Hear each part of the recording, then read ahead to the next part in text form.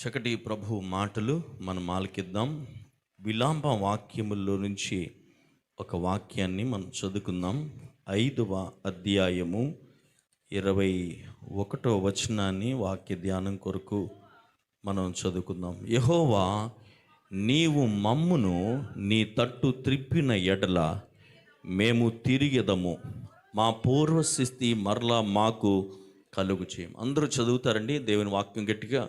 యెహోవా, నీవు మమ్మును నీ తట్టు త్రిప్పిన ఎడల మేము తిరుగుదము, మా పూర్వస్థితి మరలా మాకు కలుగ చేయము. హల్లెలూయా. చేతులెత్తి హల్లెలూయా చెప్పండి. మీరు అనుకోవచ్చు, దేవుని సన్నిధికి వచ్చాం కదా, ఆదివారం ప్రార్థనకు వస్తున్నాం, ప్రతి ప్రార్థనలకు వస్తున్నాం, ఇంకా దేవుని తట్టు తిరగాల్సిందే ఉంది, ఆయన వైపు తిరిగే కదా ఇక్కడికి వస్తున్నాం అని మనం అనుకుంటాం. కానీ ఈరోజు వాక్యం విన్న తర్వాత, మన జీవితాలని పరిశీలించుకున్న తర్వాత, మనం ఎక్కడో దేవుని వైపు తిరగవలసి ఉంది అనేది మనకు అర్థమవుతుంది. హల్లెలూయా చెప్పండి. ఇక్కడ చూడండి, మనం ఏ స్థితిలో ఉన్నామంటే మనకు మనమే తిరగలేని స్థితిలో ఉన్నాం. యెహోవా, నీవు మమ్మును నీ తట్టు త్రిప్పిన ఎడల అంటే ఇప్పుడు నీకు నువ్వుగా తిరుగుతున్నావా, దేవుడు నిన్ను తిప్పాల్సి వస్తుందా? దేవుడే నేను తిప్పాల్సి వస్తుంది. ఎందుకంటే తిరిగి అంత శక్తి నీకు లేదు. ఆయన శక్తితోనైతే దేవుడు మనల్ని త్రిప్పగలిగిన వాడు. హల్లెలూయా. కానీ ఒక మాట చెప్తా ఉన్నాను, దేవుని దగ్గర నుంచి ఏది అనుభవించాలన్నా, దేవుని దగ్గర నుంచి ఏది పొందుకోవాలన్నా ముందు మనకంటూ ఒక ఆశ ఉండాలి. అయ్యో, నేను ఈ స్థితిలో ఉన్నాను, నాకు అవసరము, నేను దేవుని వైపు తిరగవలసి ఉంది అనే అవగాహన లేకుండా వాక్యం ఎంతసేపు మనం ఎన్ని స్తోత్రాలు చెప్పినా, చప్పట్లు కొట్టినా ప్రయోజనము లేదు. మనం ఎక్కడ ఉన్నాము అనే రియాలిటీని మనం అర్థం చేసుకోవాలి. ఆ రియాలిటీని అర్థం చేసుకొని నాకు నిజముగా దేవుని వైపు తిరగవలసిన అవసరత కనబడతా ఉంది అనేది దేవుని వాక్యంలోంచి గ్రహించుకుంటానికి దేవుడు ఉదయకాలం కోరుకుంటా ఉన్నాడు. చాలా విషయాలు పరిశుద్ధాత్మ దేవుడు ఉదయకాలం మనతో మాట్లాడును గాక. చెప్పండి, ప్రక్కన వాళ్ళకి ఆశ ఉండాలి అని చెప్పండి. ఏం ఆశ? ఏం ఆశ? ప్రధానమంత్రి అవ్వాలనా? ఏం ఆశ చెప్పండి? దేవుని వైపు తిరగాలని. అందరూ చెప్పండి, ఎవరి వైపు తిరగాలి? దేవుని వైపు తిరగాలని ఒక ఆశ రావాలి ఉదయకాలం. ఒక పాస్టర్ గారు అంట ఒక ఊరికి కొత్తగా పరిచర్యకి వెళ్ళాడంట.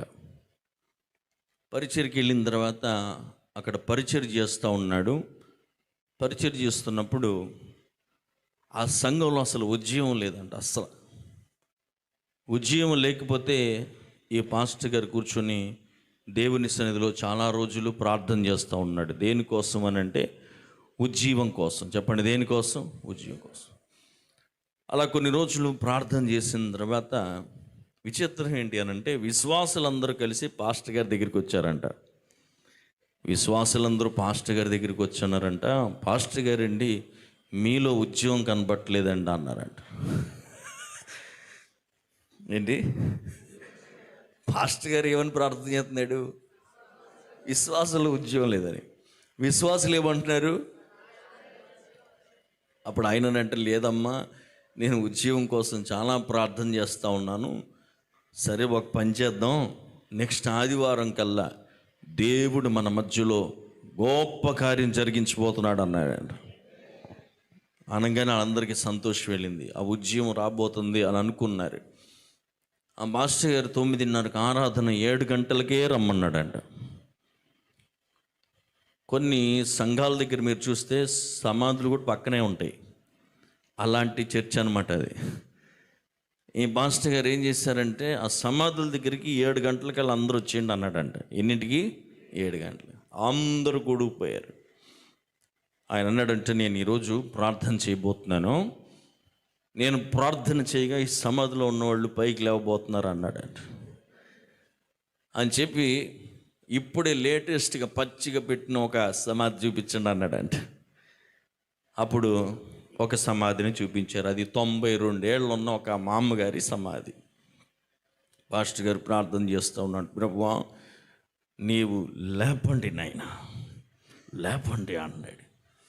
ఈ లోపల ఆయన ప్రార్థన చేస్తుంటే ఒకడు వచ్చి చెవులో అని ఏదో చెప్పాడంట. చెప్పేసాడు. మొత్తానికి ఆమేన్ అన్నాడు. తీరా చూస్తే ఏమీ లేదు, అక్కడ ఏమీ జరగలేదు.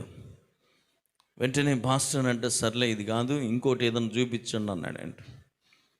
ఇంకోటి చూపించమంటే అటు పక్కకి వెళితే 4 సంవత్సరాల వయసులో చనిపోయిన ఒక చిన్న బిడ్డ సమాధి ఉంది. సరే ఇప్పుడు నేను ప్రార్థన చేయబోతున్నాను, మరలా కాసుకోండి అన్నాడట. మళ్ళీ ఆయన ప్రార్థన మొదలుపెట్టాడు. ఆయన చెవిలో ఎవరో వచ్చి గుసగుస్ అంటున్నాడు. మళ్ళీ ఆమెను అన్నాడు. తిరిగి చూస్తే అక్కడ జరిగిందేమీ లేదు. సరే ఇలా కాదు, మీరు పని చేయండి, ఇంత బాగా వయసు ఉన్నామని చూపించారు, ఇప్పుడు బాగా వయసు తక్కువ ఉన్నామని చూపించారు, మధ్య వయసులో ఒకటి చూపించండి అన్నాడంట. మధ్య వయసులో ఉన్న ఒక ఆమె సమాధి ఉంది, అక్కడ తీసుకెళ్ళారు. అక్కడ కూడా ప్రార్థన చేస్తూ ఉన్నాడు దైవజనుడు. మళ్ళీ ఒక ఆయన చెవిలోకి వచ్చి గుసగుసలాడుతున్నాడు. ఈ 3 ప్రార్థన చేశాడు, అక్కడ ఏ కార్యము జరగల. ఇంతకీ విషయం ఏంటనంటే 92 ఏళ్ళ మా అమ్మగారి సమాధి దగ్గర ప్రార్థన చేస్తున్నప్పుడు వాళ్ళ కొడుకు వచ్చి చెవిలో చెప్పాడంట, పాస్టర్ నీకు దండం పెడతానయ్యా, గత 7 సంవత్సరాల నుంచి మా మంచం మించి లెగట్లేదు, నానా తిప్పలు పడింది, నేను తిప్పలు పడ్డా, నువ్వు లేపేవంటే మళ్ళీ నాకు తిప్పలు వస్తాయి, దయచేసి నువ్వు లేవద్దని ప్రార్థన చేయన్నాడట. మరి ఇంకేం చేస్తాడు పాస్టరు? సర్లేని ఆ చిన్న బిడ్డకి ప్రార్థన చేద్దామని అటు తీసుకెళ్లారు కదా, అక్కడ ప్రార్థన చేస్తుంటే ఆ తండ్రి వచ్చి అంటాడంటే చెవులో, అయ్యా పాస్టర్ నీకు దండం పెడతా, 8 మంది పిల్లలు నాకు, 8వ వాడు అస్సలు కుదరలేనోడు, ఈడు డిసేబుల్డ్గా ఉన్నాడు, పరిస్థితి బాగాలేదు, పెంచలేని స్థితి, 7గురిని పెంచలేక చచ్చిపోతున్నా, కుడివైపు రా అంటే ఎడమ వైపుకి వెళ్తున్నాడు, పైకి ఎక్కరా అంటే కిందకి వెళ్తున్నాడు, తీసుకురా అంటే నేమో తీసుకెళ్ళిపోతున్నాడు, నీకు దండం పెడతానయ్యా అని చెప్పి బతుకులాడుతాడంట. ఎవరు? తండ్రి. ఇక మిగిలిపోయింది ఎవరు? మాట్లాడరే, మధ్య వయసువాడి. ఆమె కోసం కూడా ప్రార్థన చేస్తుంటే పరుగును వచ్చాడు భర్త. చెవిలో చెప్పాడంట, పాస్టర్ నీకు దండం పెడతానయ్యా, ఆవిడ చచ్చిపోయి ఇంకో పెళ్లి చేసుకున్నాను, ఇప్పుడు కర్మగాలి ఇవి లేచిందంటే నా పని అయిపోద్ది, నీకు దండం పెడతానయ్యా, లేకుండా ప్రార్థన చేయన్నాడట. ఎందుకు ఉదాహరణ చెప్పానంటే అన్నీ జరగాలి అనుకుంటాం, కానీ ఆశ అయితే లేదు ఎవరికి. హల్లెలూయా చెప్పండి. ఆశ లేదు. కారణాలు చెప్పుకుంటూ తిరుగుతాం కానీ ఆశ లేదు. దేవుని సన్నిధికి వచ్చిన మనం ప్రభు కార్యాలు జరిగిస్తాడు అని నమ్మితే ఖచ్చితంగా దేవుడు కార్యం జరిగిస్తాడు. దేవుడు తన కార్యాలను ఎప్పుడు జరిగించడం మొదలుపెట్టాడు? ఆది అందే మొదలుపెట్టాడు. చెప్పండి, ఆది అందే. కొంచెం గట్టిగా చెప్పండి. ఆది అందేనంటే ఆది కాండంలో 1వ అధ్యాయంలోనే భూమి నిరాకారముగా శూన్యముగా ఉండెను. భూమి అంతటా జలములు ఉన్నాయంట. అప్పుడు ఫుల్ వాటర్ అంట. అంటే ఆకాశము నుండి భూమి వరకు మొత్తం వాటర్ ప్యాక్ అయిపోయిందనమాట. నాకు భలే నచ్చింది ఆ వాక్యం ధ్యానం చేస్తుంటే. ప్రభు వెంటనే అన్నాడు, ఈ నీరు కొంత పైకి వెళ్ళిపోండి, ఆకాశం పైకి కొంత నీరు వెళ్ళిపోండి, భూమి మీదకి కొన్ని నీళ్ళు వెళ్ళిపోండి, మధ్యలో స్పేస్ వస్తుంది అన్నాడు దేవుడు. ఆ స్పేస్ వస్తేనే ఊపిరి పీల్చుకుంటానికి అవకాశం ఉంటుంది. కొంతమంది ఈరోజు ఎలాంటి పరిస్థితిలో ఉన్నారంటే ఊపిరి పీల్చుకోలేని పరిస్థితిలో ఉన్నారు. కానీ దేవుడు కార్యం చేస్తే ఊపిరి పీల్చుకోగలుగుతాం. There will be space. నీటిని పైకి పంపించాడు, నీటిని కిందకి పంపించాడు, మధ్యలో ఖాళీ వచ్చింది, కొంచెం ఊపిరి పీల్చుకునే పరిస్థితి. నీతోనే దేవుడు చెప్తున్నాడు, ఊపిరి పీల్చుకోబోతున్నావు కొన్ని పరిస్థితుల్లో. హల్లెలూయా. మొత్తం నీరుంటే ఊపిరి పీల్చుకోలేని పరిస్థితి. అయితే దేవుడు అలా వదిలేలా. తర్వాత అంటాడు కదా, ఆ కిందున్న నీటిలో ఆరిన నేలను దేవుడు కలిగజేశాడు. నీళ్ళుంటే నిలబడలేగా. నువ్వు నిలబడాలంటే ఏం కావాలి? ఒక ఆరిన నేల కావాలి. నీకోసం గాడ్ ప్రిపేర్డ్ ఏ డ్రై గ్రౌండ్, ఒక ఆరిన నేల. రానున్న దినాల్లో నువ్వు నిలబడడానికి సంచరిస్తున్న, నువ్వు ఎక్కడ నిలబడలేని జారిపోతున్న నీవు నిలబడుటకు నా దేవుడు నీకు ఒక ప్లాట్ఫామ్, నీకు ఒక స్టేజ్, నీకు ఒక అవకాశము, నీకు ఒక ఉద్యోగము, కార్యమును దేవుడు జరిగించునుగాక. జరుగుద్దని నమ్ముతున్న వారు హల్లెలూయా చెప్పండి. ఎందుకు ఈ మాటలని చెప్తున్నా తెలుస్తా? That U turn to God. నువ్వు దేవుని వైపు తిరగడం కోసం ఇవన్నీ నేను చెప్తున్నా. ఎందుకంటే ఆయన చెయ్యలేని కార్యములంటూ ఏమి కూడా లేవు. ఆరిన నేలలో ఉంచాడు. తర్వాత వాక్యం చదివితే అంటాడు, ఆరిన నేలలో నుండి దేవుడు ఫలములను తీసుకురావటం స్టార్ట్ చేశాడు. ఆయన ఏం తీసుకొచ్చాడండి? ఫలములు. ఫలింపజేయాలన్నా దేవుడే, ఆరిపోయేటట్టు చేయాలన్నా దేవుడే, ఏమండి స్పేస్ కలిగించాలన్నా దేవుడే. కానీ మొదటి వాక్యం ఉంటుంది, అదంతా నిరాకారముగా శూన్యముగా ఉండేను. బట్ వెన్ గాడ్ స్పోక్, ఆయన శబ్దముతో మాట్లాడగా నిరాకారము ఆకారమైంది. స్పేస్ లేని కాదు స్పేస్ వచ్చింది, 6 నెలలు వచ్చింది, భూమి ఫలించడం స్టార్ట్ అయింది. ఆ తర్వాత అంటాడు, ఈ కొన్ని ఎగిరేవి కూడా రావటం స్టార్ట్ అయినాయి అంట. హల్లెలూయా చెప్పండి. నువ్వు ఎగరాలన్నా దేవుడే నీకు కృప ఇవ్వాలి. నీకు నువ్వు ఎగరలేవు, దేవుడే నీకు ఆ రెక్కలు ఇవ్వాలి ఎగరడానికి. దేవునికి స్తోత్రం. ఆకాశ పక్షులు వాటినన్నిటిని ఎగిరే వాటిని దేవుడు కలిగించాడని దేవుని వాక్యంలో నుంచి మనం చదువుతా ఉన్నాం. చేతులెత్తి హల్లెలూయా చెప్తారా? కొంచెం గట్టిగా హల్లెలూయా చెప్పండి. సో ప్రభు వాక్యాన్ని వింటున్న దేవుని బిడ్డలారా, దేవుడు ఈ ఉదయకాలం, ఆ తర్వాత నాకు బాగా నచ్చిన మాట ఏంటంటే, ఆయన సూర్య చంద్ర నక్షత్రములను అన్నిటినీ చేసి సూచనలుగా ఉంచాడు అని రాస్తుంటుంది. అక్కడ ఏం పెట్టాడంట? సూచనగా. దేవుడు నిన్ను ఒక సూచనగా ఈ దినాన్ని మార్చాలని ప్రభు ఆశపడతా ఉన్నాడు. ఆయన ప్రభు వాక్యంలోకి వెళ్ళిపోదాం. మన వాక్యం ఏంటంటే, నీవు దేవుని తట్టు తిరగాలి. పక్కన వాళ్ళు చెప్పండి, నువ్వు దేవుని తట్టు తిరగాలి. ఎందుకు తిరగాలి? తిరగటానికి చాలా కారణాలు ఉన్నాయి, అవే మనం చూడబోతూ ఉన్నాం. మనము కూడా దేవుని తట్టు తిరుగుతూ ఉన్నాము, కానీ ఎలా తిరుగుతున్నామో నేను చూపిస్తాను. ఒక చిన్న ఉదాహరణ వైపు చూడండి, మీకు అర్థమవుతుంది. చిన్న ఉదాహరణ. ఇప్పుడు నా వెనకాల ఎవరున్నారు? సురేష్. ఆయన దేవుడు అని అనుకోండి కొంతసేపు. ఈ దేవుడు నన్ను పిలుస్తూ ఉన్నాడు, నన్ను పిలుస్తున్నాడు. నేను చాలా దూరం ఇక్కడ ఉన్నాను అనుకోండి. గాడ్ ఈజ్ కాలింగ్ మీ. ఆయన నన్ను ఏం చేస్తున్నాడు? పిలుస్తున్నాడు. ప్రభు అంటాడు, నీవు నా వైపు తిరిగిన ఎడల నేను నీకు పూర్వస్థితినిస్తాను, నీ జీవితంలో కార్యం జరిగిస్తాను అని అంటున్నాడు. ఇప్పుడు మీరు చెప్పండి, ఆయన పిలిచినప్పుడు నేను ఎలా తిరగాలి? మనం ఎలా తిరుగుతున్నాం నేను చెప్పనా? ప్రభు అక్కడి నుంచి పిలుస్తున్నాడు, వస్తున్నాను ప్రభా, వస్తున్నాను ప్రభా, వస్తున్నాను ప్రభా. ఇలా వెళ్ళాలంటారా? లేకపోతే వస్తున్నాను ప్రభా, వస్తున్నాను ప్రభా అనాలా? ఇప్పుడు అర్థమైంది. హల్లెలూయా చెప్పండి. ఆయన పిలిచినప్పుడు నేను ఇటు తిరిగి వస్తున్నాను అనాలా, అటు తిరిగి వస్తున్నాను అనాలా? మనం చేసే పని ఏంటి చెప్పనా?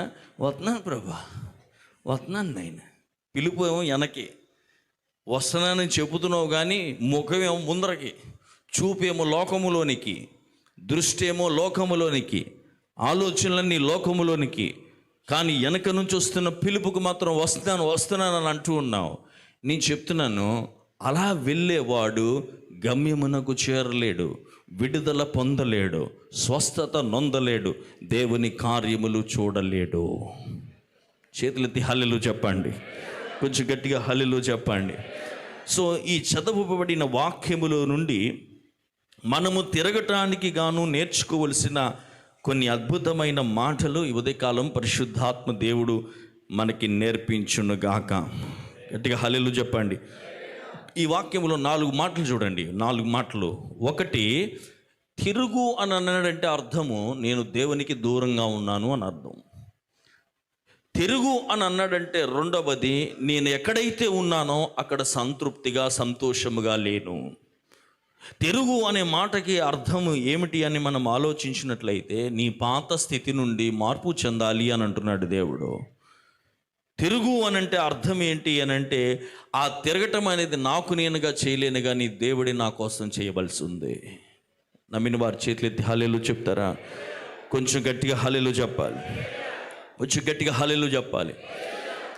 తిరగటం గురించి బైబిల్లో ఒక బ్యూటిఫుల్ అధ్యాయం ఉంది. ఎవరైనా చెప్తారా? తిరిగి రావటం గురించి బైబిల్ గ్రంథములో, కొత్త నిబంధన గ్రంథములో అద్భుతమైన ఒక అధ్యాయం ఉంది. డాక్టరేట్ మీ అందరూ చాలు, ఇక నేను హ్యాపీగా పరలోకం వెళ్ళిపోవచ్చు. నా పిల్లలు వాక్యం నేర్చుకున్నారు, నాకు సంతోషం ఉంది. హల్లెలూయా చెప్పండి. ఒక అధ్యాయము తిరిగి రావటం గురించి ఉంది. కరెక్ట్గా చెప్పారు. 3 ఉపమానములు ఉన్నాయి అందులో. ఒకటి 100 గొర్రెలు ఉన్నాయి, ఒకటికి ఒక గొర్రె పోయింది. 10 నాణెములు ఉన్నాయి, ఒక నాణ్యం పోయింది. 2 కొడుకులు ఉన్నారు, ఒకడు వెళ్ళిపోయాడు. జాగ్రత్తగా వినాలి ప్రభు వాక్యం. 100 సార్లు మనం చదివిన వాక్యం, కానీ ప్రభు నాకు ఇచ్చి నేర్పించిన విషయాలు చూస్తుంటే ప్రభు నీ వాక్యం ఎంత గొప్పది అని అనిపించింది. ఈ తిరిగి వస్తున్న విధానంలో మీరు గమనిస్తున్నప్పుడు చాలా విషయములు మనము అక్కడ నేర్చుకోవలసి ఉంది. దేవుడు ఎంత గొప్పగా మాట్లాడతాడంటే 100 గొర్రెలలో ఎన్ని నష్టమైనవి? అందరూ మాట్లాడాలి. 1 నష్టమైంది, ఎన్ని మిగిలినవి? సరే, 1 నష్టపోయినప్పుడు ఏం చేశాడు ఆయన? 99 ఉన్నాయి కదా అని వదిలిపెట్టలా. దేనికోసం వెళ్ళాడు? ఒక్కదానికోసం వెళ్ళాడు. వెళితే అది ఎక్కడుంది? ముండ్ల పొదల్లో చాలా దూరం ఎక్కడికో వెళ్ళిపోయిందంట.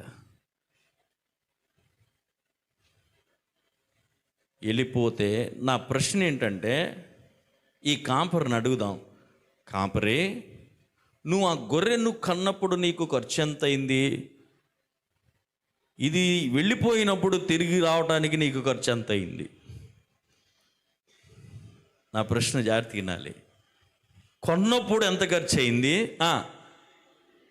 ఆలోచించండి. నాతో మీరు కూడా మాట్లాడడం అంటే ధ్యానించడం. దానిని తిరిగి తీసుకురావడానికి ఖర్చు అయింది ఎంత అయిందని అడిగితే మనందరము ఆలోచించుకొని చెప్పండి. కొన్నప్పుడు ఖర్చు ఎక్కువైందా? అది నష్టమైనప్పుడు ఆయన వెళ్ళి తేవడానికి ఉన్న ఖర్చు ఎక్కువైందా? దేవుడికి స్తోత్రం. దేవుడు మిమ్మల్ని దీవించును కాక. బాగా అర్థం. ఇటు మాట్లాడలేదు, ఎవరు నష్టమైపోయినట్టున్నారు. నా మాట అర్థమైందా? కొన్నప్పుడు దానికంటే అది నష్టమైనప్పుడు ఖర్చు పెట్టింది చాలా ఎక్కువ. దేవుడు నిన్ను చేయటానికి జస్ట్ ఆ మట్టి మాత్రమే ఖర్చు అయింది, ఆ ఎముక మాత్రమే ఖర్చు అయింది. కానీ నష్టపోయిన మానవుడి కొరకు దేవుడు చేసిన ఖర్చు ఎంతో తెలుసా? He gave the last drop of his blood. ఆఖరి రక్తపు బొట్టు వరకు చెల్లించవలసి వచ్చింది. ఆయన ఈ వీపంత దున్నవలసి వచ్చింది. ఆయన తల మీద ముళ్ళు కీరటం పెట్టవలసి వచ్చింది. ఆయన ఏ పాపమును చెయ్యలేదు. ఆయన ప్రక్కల్లో బల్లెపు పోటు పడవలసి వచ్చింది. He was bruised, he was crushed. అంతగా అనుభవించడానికి కారణం ఏంటి? అతనిని నలుగగొట్టుటకు ఆయనకు ఇష్టమాయను. ఎందుకండి ఇంత నలుగగొట్టబట్టి ఇంత ఖర్చు పెట్టాల్సి వచ్చిందంటే, that you would come back to God. Hallelujah. చేతులెత్తి హల్లెలూయా చెప్పాలి. దేవుడు చక్కగా తీసుకొచ్చి ఏదైనా తోటలో ఇద్దరిని పెట్టాడు. అమ్మ, మనం రోజు నేను వస్తూ ఉంటాను, మీతో మాట్లాడుతూ ఉంటాను, మనకు మంచి ఫెలోషిప్ ఉంది అని చెప్పి పెట్టాడు. వీళ్ళిద్దరు కలిసి ఏం చేశారు? ఒకానొక రోజు వచ్చేవాడికి కనపట్లే వీళ్ళిద్దరు.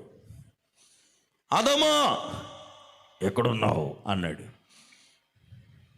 దేవుడు తెలీదా ఎక్కడున్నాడో? మాట్లాడరేంటండి?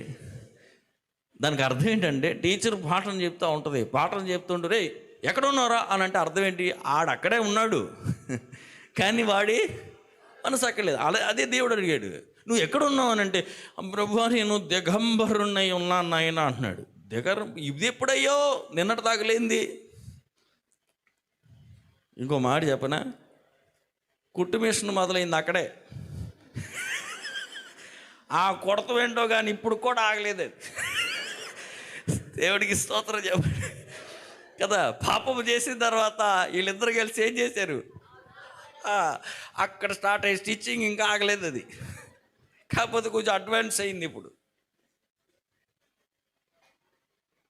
వాళ్ళు దేవుడి నుంచి ఏమైపోయారు? దూరమైపోయారు. అక్కడికి వచ్చినోడు భలే మాట్లాడాడు. ఒకడు ఏమంటే తెలుసా, ఈ పండు నీవు తినేని అడలా దేవుళ్ళలాగా అయిపోతావు అన్నాడు. నాకు అనిపించింది, ఆదాము వెంటనే అడగవలసిన ప్రశ్న ఏంటి తెలుసా? మరి నేను ఇప్పుడు ఎవరిలాగా ఉన్నాను అనాలి. అంతే కదా. సాతాను ఎంత తెలివైనడు చూడండి. వాడికలాగా మార్చడానికి ఇది తింటే నువ్వు దేవుళ్ళలాగా అవుతావు అని వేసాడు టెక్నిక్. ఆ మాటకి వీళ్ళిద్దరూ పడిపోయారు. ఫస్ట్ ఎవరు తిన్నారు? తిన్నది అవ్వ. క్వశ్చన్ ఏమో ఆదాంకి. ఆదాములందరూ నాతో సహా ఏం జరిగినా దేవుడు మనల్ని అడుగుతాడు.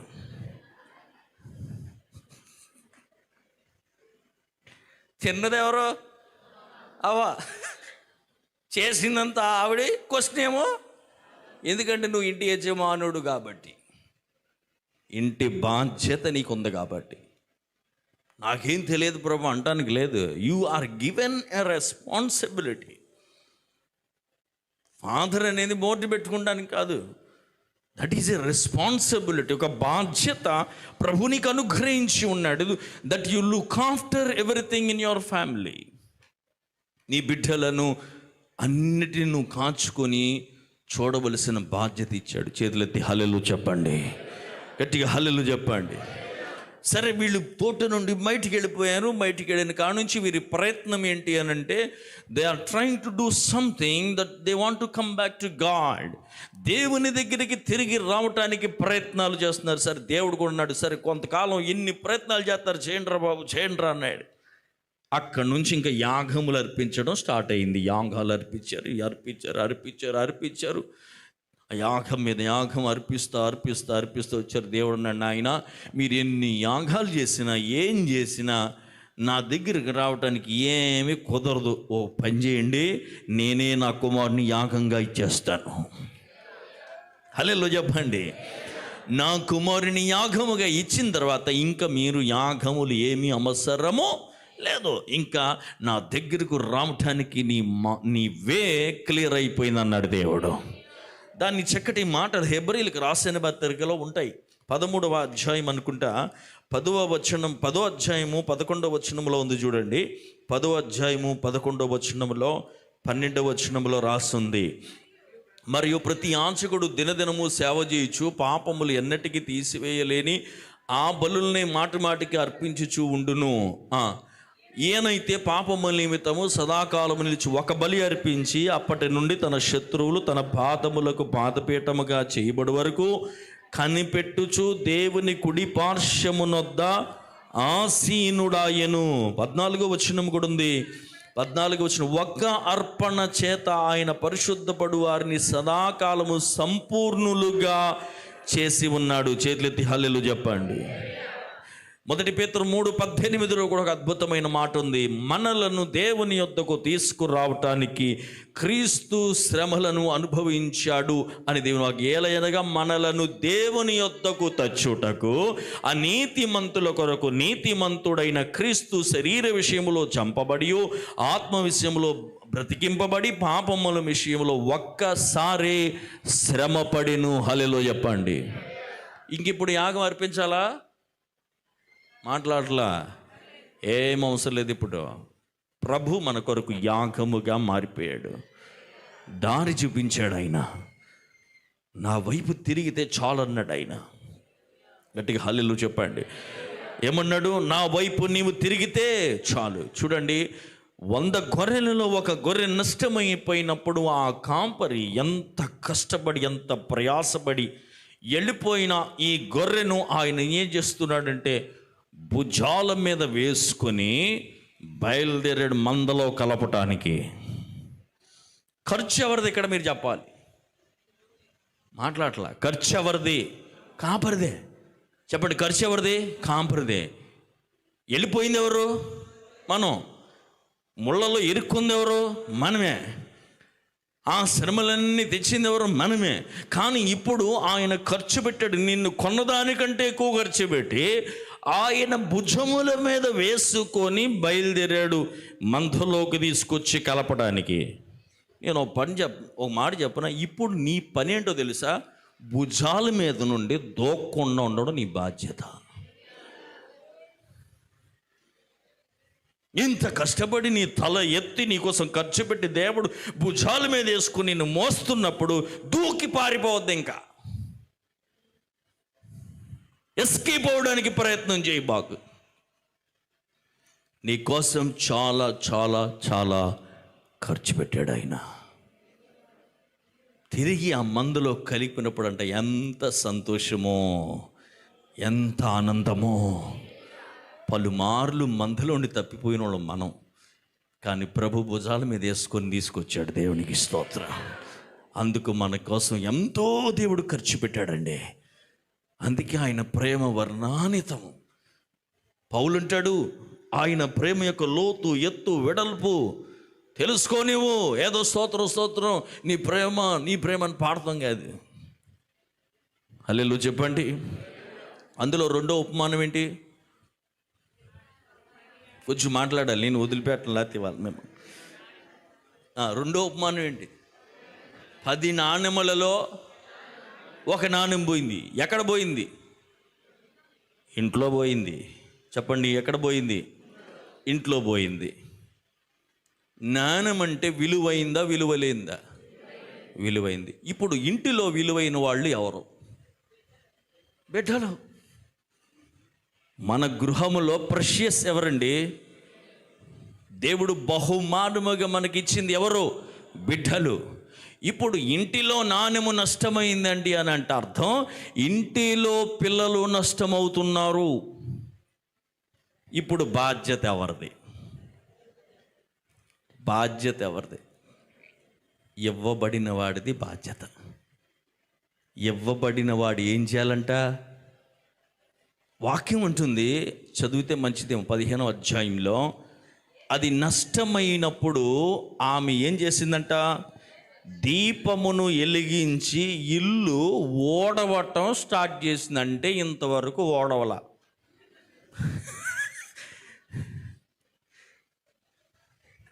ఇంటిలో ఓడవలేదంటే అర్థం ఇంతవరకు కుటుంబ ప్రార్థన లేదు, ఇంతవరకు ఆ ఇంటిలో వాక్య పఠనము లేదు. దీపం అంటే దేవుని వాక్యం. దేవుని వాక్యం అనే వెలుగు అక్కడ లేదు, వాక్య పఠన లేదు, క్రమము లేదు. ఆ క్రమము లేని ఇంటిలో నష్టమైనది నాణెము. నేను మాట చెప్పినా, నీ ఇంటిలో ప్రార్థన లేకపోతే, భక్తి లేకపోతే, దేవుని ఆరాధన లేకపోతే ఇల్లు దుమ్ము పట్టేస్తుంది. ఆ దుమ్ములో నష్టమయ్యేది నీకివ్వబడిన నాణెము. ఓడవలసిన బాధ్యత ఎవరిది? మాట్లాడలా. దీపం వెలిగించుకోవాల్సిన బాధ్యత ఎవరిది? మందే.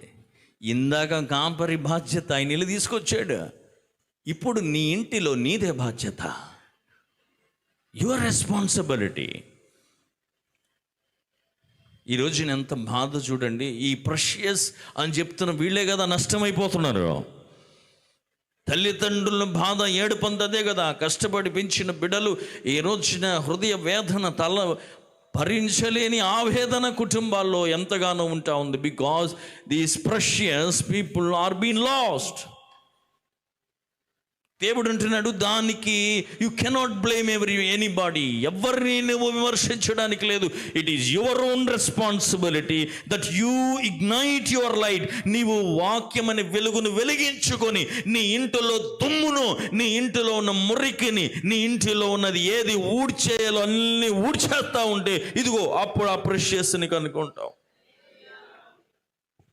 గట్టిగా హల్లెలూయా చెప్పండి. నాన్నొచ్చి రేయ్ ప్రార్థన చేయ అంటాడు. ఈయన ఎప్పుడు చేసింది లేదు. మీరు చెప్పండి. బలమంత చేసి నువ్వు ప్రార్థన చేయరా, బైబిల్ చదువురా అని మనం చెప్పడం కాదు, మన నుంచి చూసి వాళ్ళు నేర్చుకోవాలి. It is very easy to say. 100 కార్యాలు కూర్చొని చెప్పడం చాలా ఈజీ.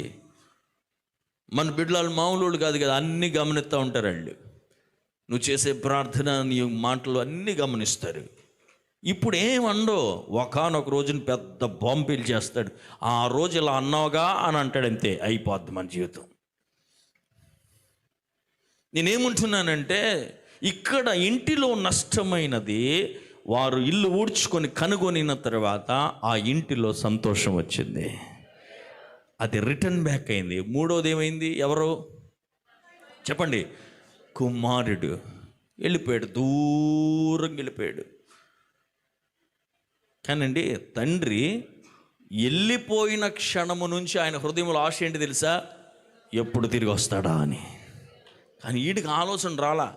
ఎప్పుడు వచ్చింది? చాలా దూరం వెళ్ళిపోయిన తర్వాత ఒకానొక రోజున ఆలోచన వచ్చింది వాడికి. దేవుని వాక్యం అంటున్న దేవుని బిడ్డలారా, మనము చదివిన వాక్యములో ఏమంటున్నాడు?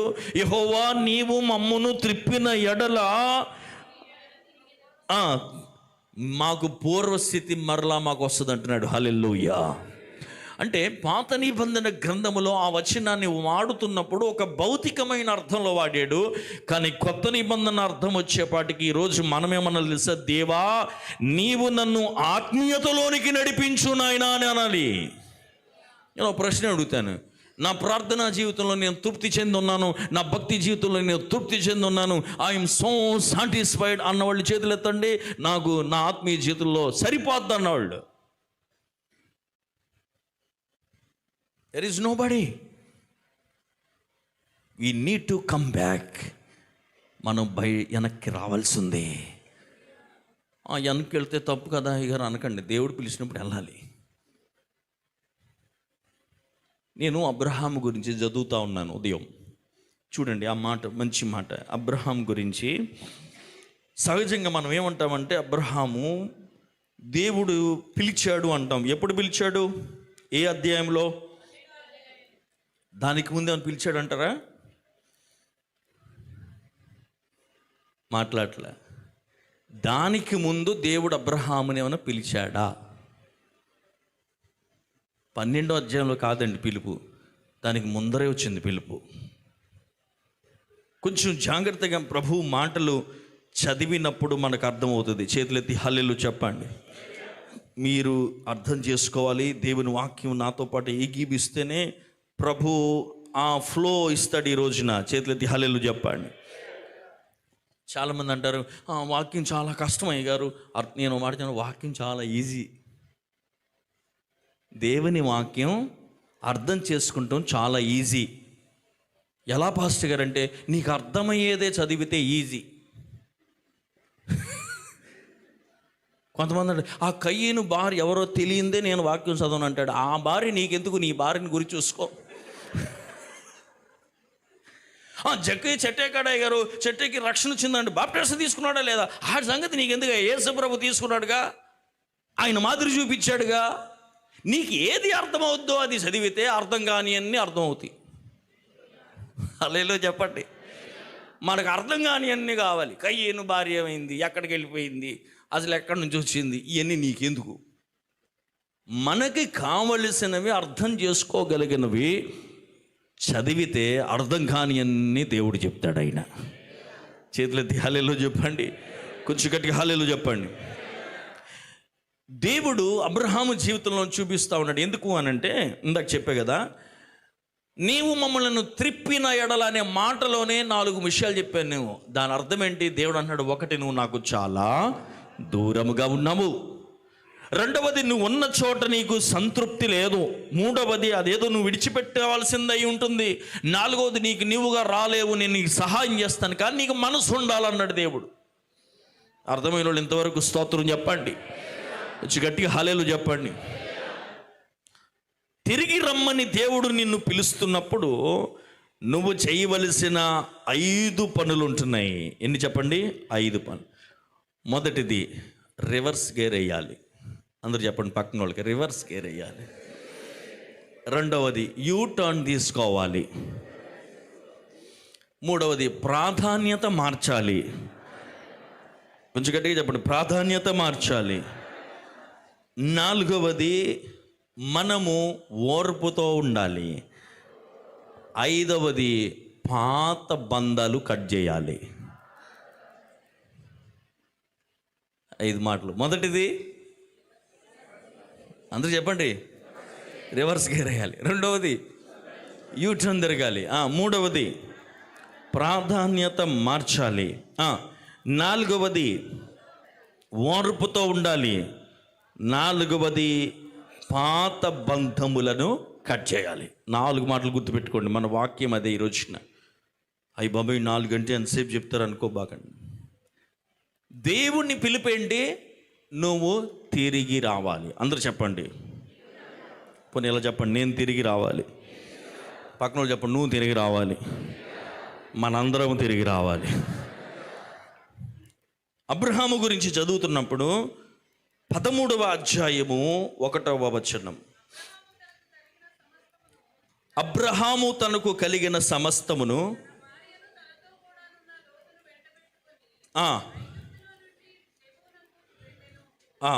ఎక్కడికి వెళ్తున్నాడంట? ఐగుప్తి నుండి నెగేబునకు వెళ్ళెను. అబ్రహాము తనకు కలిగిన ఆస్తిని సమస్తమును, తన భార్యను, తన కూడా లోతును వెంటబెట్టుకుని ఐగుప్తి నుండి నెగేబునకు వెళ్ళను. నేను ఒక ప్రశ్న అడుగుతున్నా, ఈ ప్రయాణము ముందుక వెనక?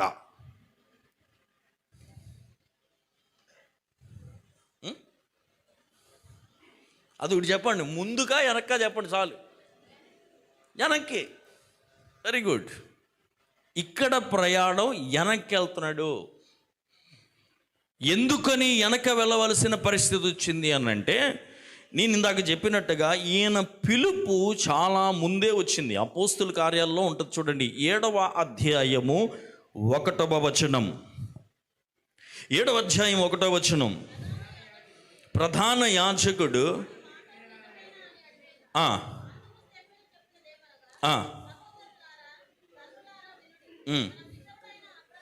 మన పితరుడైన అబ్రహాము హారానులో కాపురం ఉండక మునుపు మెసొపొతేమియాలో ఉన్నప్పుడు మహిమ కలిగిన దేవుడు అతనికి ప్రత్యక్షమై.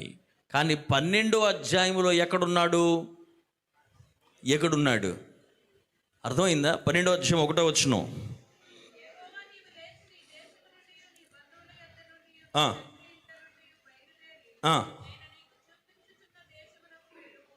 11:30 కూడా చదవండి.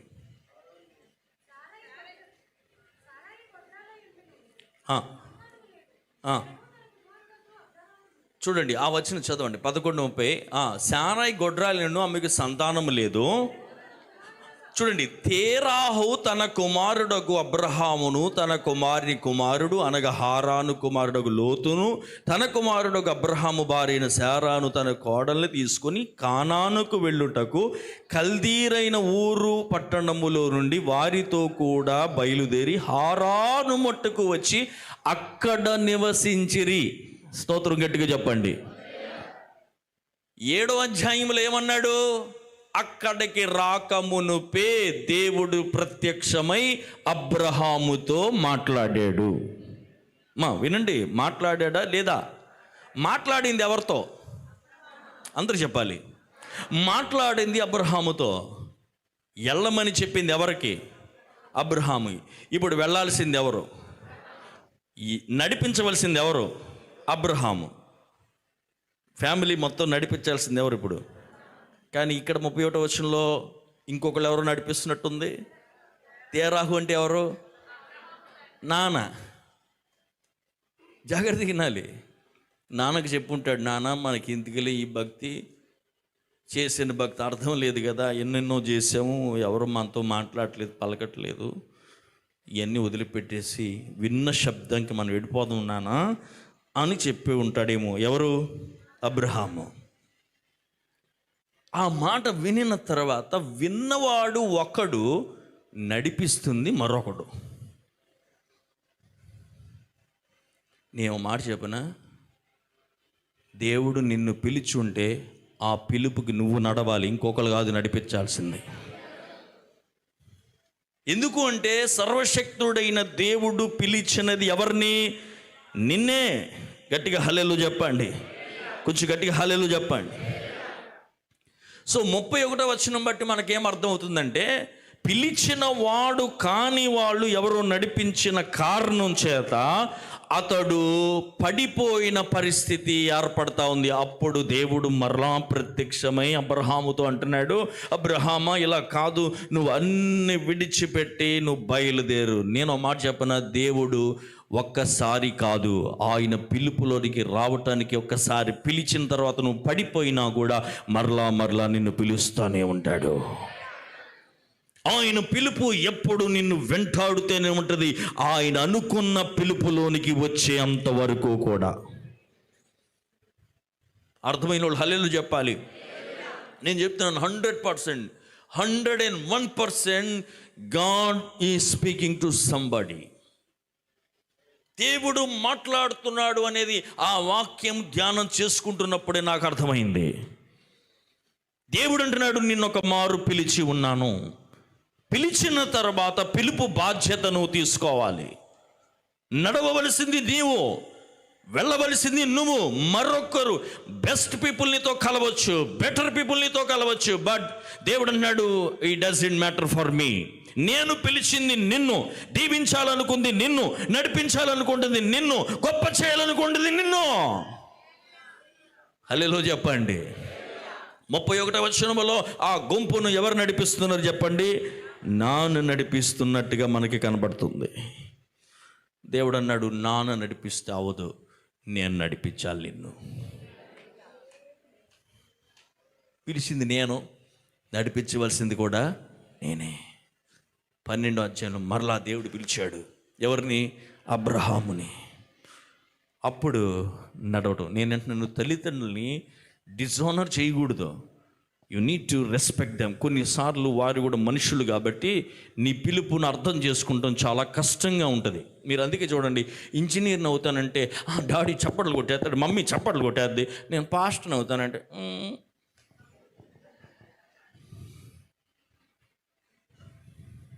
ఎంత భక్తిపరులైనా, బైబిల్ చదివి ఎంత భక్తిపరులైనానండి, మమ్మీ దేవుడు నన్ను సేవకి వెళ్ళమంటున్నాడంటే అప్పుడు దాకా భక్తిపరులు, భక్తి అంతా ఎక్కడికి వెళ్ళిపోద్దో తెలియదు.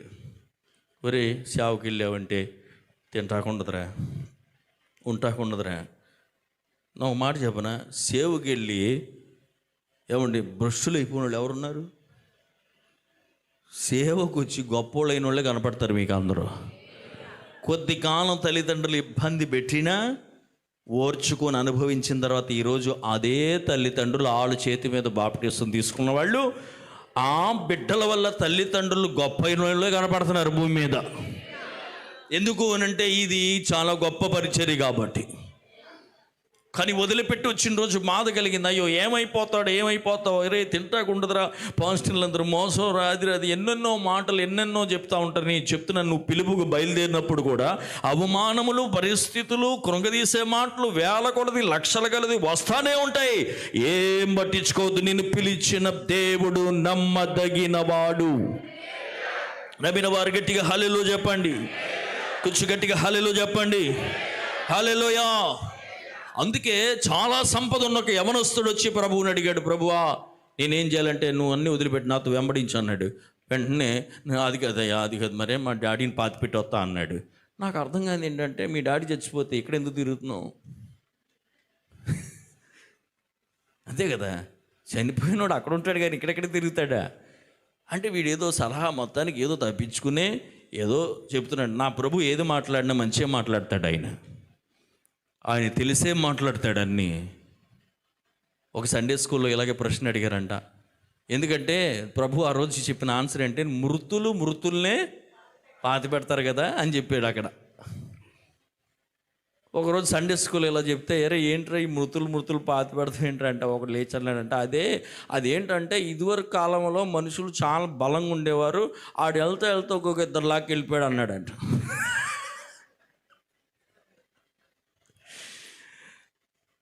దేవుని వాక్యం వింటున్న దేవుని బిడ్డలారా, అబ్రహాము దేవుని పిలుపును అందుకొని చూడండి, ఒక పాయింట్ ఆఫ్ టైంలో ఫెయిల్ అయిన వాడిగా మనకి కనబడతా ఉన్నాడు. నేను చెప్తున్నా, దేవుడు పిలిచినప్పుడు కొన్ని రిస్కులు ఉంటాయి, కంపల్సరీ కొన్ని రిస్కులు ఖచ్చితంగా ఉంటాయి. దేవునికి స్తోత్రం కలుగుగాక. కానీ ఆ రిస్కులను అధిగమించి ముందుకు రావటానికి ప్రయత్నం చేయాలి. You need to get the clarity of your call. నీ పిలుపుకున్న స్పష్టతను నువ్వు తెలుసుకోవాలి. 12వ అధ్యాయము 5వ వచనం వచ్చేపాటికి ఆయనకి క్లారిటీ వచ్చేసింది. చూడండి, 12వ అధ్యాయం 5వ వచనం వచ్చేపాటికి తన సహోదరుని కుమారుని లోతుని హారాన్లో తనను వారిని అర్జించి యావత్ ఆస్తిని వారిని సంపాదించిన సమస్తమైన వారిని తీసుకొని కానాను దేశమునకు వెళ్ళుటకు బయలుదేరి కానాను దేశమునకు వచ్చిరి. హల్లెలూయా చెప్పండి. అయితే రిటర్న్ అయ్యి మళ్ళీ బయలుదేరాడు. కానీ వెళుతున్న ఈ జర్నీలో ఇంకొక పెద్ద ప్రాబ్లం వచ్చి పడింది. ఒక పక్కన రిస్కులు ఉన్నాయి, దేవుడు మరలా నిన్ను పిలుస్తూనే ఉంటున్నాడు. కానీ అద్భుతం ఏంటి తెలుసా, 12వ అధ్యాయంలో ఆయన పిలిచిన తర్వాత 11వ అధ్యాయంలో ఉన్న బంధకం తెగిపోయింది. అంతే కదా. 11వ అధ్యాయం 31వ వచనంలో అప్పుడు నడిపించింది ఎవరో. ఇప్పుడు చూడండి, ఇప్పుడు ఎవరు నడిపిస్తున్నారు? అబ్రహాము అనే మాటని తన వాళ్ళందరిని తీసుకొని అబ్రహాము బయలుదేరాడు. చేతులెత్తి హల్లెలూయా చెప్తారా? దేవునికి గట్టిగా హల్లెలూయా చెప్పండి. ఎందుకు ఎక్స్ప్లెయిన్ చేయాల్సి వస్తుందంటే, అబ్రహాం తిరిగి వచ్చాడని చెప్పి ఆ మాట చూపించడానికి. ఇంకా అక్కడి నుంచి అబ్రహాము బయలుదేరి వెళ్తా ఉన్నాడు. 10వ వచనం దగ్గర ప్రాబ్లం ఎదురైంది, చదవండి. అప్పుడు ఆ దేశములో కరువు వచ్చెను, ఆ దేశములో కరువు భారముగా ఉన్నందున అబ్రహాము ఐగుప్తు దేశములో నివసించుటకు అక్కడికి వెళ్ళెను. ఇక్కడ వచ్చింది సమస్య. ఇందాక నిన్ను వెళ్ళమని చెప్పింది ఎవరో? అమ్మ అందరూ మాట్లాడండి, పురుషులు కూడా మాట్లాడండి. వెళ్ళమని చెప్పింది ఎవరో? దేవుడు. ఇప్పుడు నువ్వు వెళ్ళమన్న చోటకి వెళ్తున్నావు కదా, వెళుతున్నప్పుడు ఒక సమస్య ఎదురైనప్పుడు ఇప్పుడు అక్కడి నుంచి వెళ్ళిపోమని నీకు చెప్పింది ఎవరో? దేవుడు చెప్పాడా? దేవుడు చెప్పలా. ఈయనే కరువు వచ్చిందని చెప్పేసి ఎటు వెళ్ళిపోయాడు? ఐగుప్తు దేశంలో వెళ్ళాడు. బైబిల్లో ఎందుకో నాకు తెలియదు కానీ ఇలాంటి మాటలు మధ్యలో భలే మంచి మాటలు పెడతా ఉంటాడు ఆయన. చూడండి 11వ వచనం. అతడు ఐగుప్తు దేశంలో ప్రవేశించుటకు సమీపించినప్పుడు అతడు తన భార్య అయిన శారతో, ఇదిగో నువ్వు చక్కన దానివని ఎరుగుదును అన్నాడు. ఆమె వయసు అంత ఇప్పుడు మాట్లాడలా 70. భర్త 70వ వయసులో ఉన్న ఆమెను చూసి అంటున్నాడు, యు ఆర్ వెరీ బ్యూటిఫుల్, నువ్వు భలే స్టైల్గా ఉన్నావు అంటున్నాడంట. ఎంత ఏజ్లో? ఇక్కడ ఉన్న మా బ్యాచ్ వాళ్ళు, అంటే నాకు కూడా పెళ్ళయింది కాబట్టి ఎప్పుడు మన భార్యని చూసి అంటా ఉండాలంట. ఎప్పుడు పెళ్లి చేసుకున్నప్పుడు మాత్రమే కాదంట, ఎప్పటికప్పుడు నువ్వు చాలా స్టైల్గా ఉన్నావు. ఒక ప్రశ్న అడిగిన, ఈ ప్రపంచంలో అందరికంటే అందమైన అమ్మాయి ఎవరిని మిమ్మల్ని అడిగితే ఏమనాలి? ఇది ఇంత చెప్పే కాబట్టి, ఇంత వివరించా కాబట్టి నా భార్య అంటున్నారు, లేకపోతే ఎవరి పేరు చెప్పేవారు? అప్పుడప్పుడు అంటే నువ్వు కనుక అలా చెప్పకపోతే వేరే ఎవరో చెప్తారంట. అలేలో చెప్పండి. ఇంకంతే, అక్కడి నుంచి సమస్య స్టార్ట్ అయిపోద్ది. నువ్వు కనుక చెప్పకపోతే వేరే ఎవరైనా చెప్పేస్తారు. ఈయన ఏ వయసులో చెప్తున్నాడు? 70వ ఏట చెప్తున్నాడు. ఏమని? నువ్వు చాలా చక్కగా ఉన్నావు, అందంగా ఉన్నావు, స్టైల్గా ఉన్నావు అన్న అంటున్నాడు. ఈరోజు ఇంటికి వెళ్ళి చెప్పేయండి, ఎందుకన్నా మంచిది. దేవునికి స్తోత్రం. ఇంత చెప్పాడు కానీ నెక్స్ట్ చేసిన పని ఏంటి తెలుసా? పరిశుద్ధమైన అబద్ధం ఒకటి ఆడడానికి రెడీ అయ్యాడు అబ్రహాం. ఏం అబద్ధం? పరిశుద్ధమైన అబద్ధం అంట. 12వ వచనం. ఐగుప్తీలు నిన్ను చూచి ఈమె అతని భార్య అని చెప్పి నన్ను చంపి నిన్ను బ్రతకనిచ్చేదరు. నీ వలన నాకు మేలు కలిగినట్టు నిన్ను బట్టి నేను బ్రతుకున్నట్లు నీవు నా సహోదరివని దయచేసి చెప్పమనేను. ఇది ఏ అబద్ధం? పరిశుద్ధమైన అబద్ధం. ఆ అబద్ధం చెప్పినందుకు అబ్రహాము చాలా బాధలు అనుభవించాడు, సిగ్గు అనుభవించవలసి వచ్చింది, కొన్ని పరిస్థితులు అనుభవించవలసి వచ్చింది. కానీ దేవుడు మాత్రం మంచోడండి. అయినా దేవుడు సహాయం చేశాడు ఆయనకి. నేనేమంటున్నానంటే, ఈ పరిస్థితులన్నీ ఎందుకు వచ్చినాయో తెలుసా? నువ్వు ఐగుప్తి దేశం వెళ్తున్నందుకు వచ్చింది. కొన్ని సందర్భములలో మనము కరువు వచ్చింది కదా, ఈ పరిస్థితి వచ్చింది కదా, నాకు ఇక్కడ అవమానం ఆవరించింది కదా, ఒక పక్కన దేవుని పిలుపు నా మీద ఉంది కదా అని నువ్వు పారిపోకూడదు ఐగుప్తికి. నువ్వు మోకరించి దేవుని సన్నిధానములో ప్రార్థన చేయాలి. అయ్యా నేను ఇక్కడ పని చేస్తున్నాను, నా బాస్ నన్ను రకరకాల ఇబ్బంది పెడతానన్నాడు, నన్ను అలా చేస్తున్నాడు ఇలా చేస్తున్నాడు, నేను ఇక్కడ ఉండను, వెళ్ళిపోవద్దు. మోకరించి ప్రార్థన చేయి దేవుని సన్నిధానంలో. దేవుణ్ణి అడుగు. ఒకవేళ అడగకుండా వెళ్ళిపోతే ఐగుప్తుకి వెళ్ళిపోతున్నావేమో.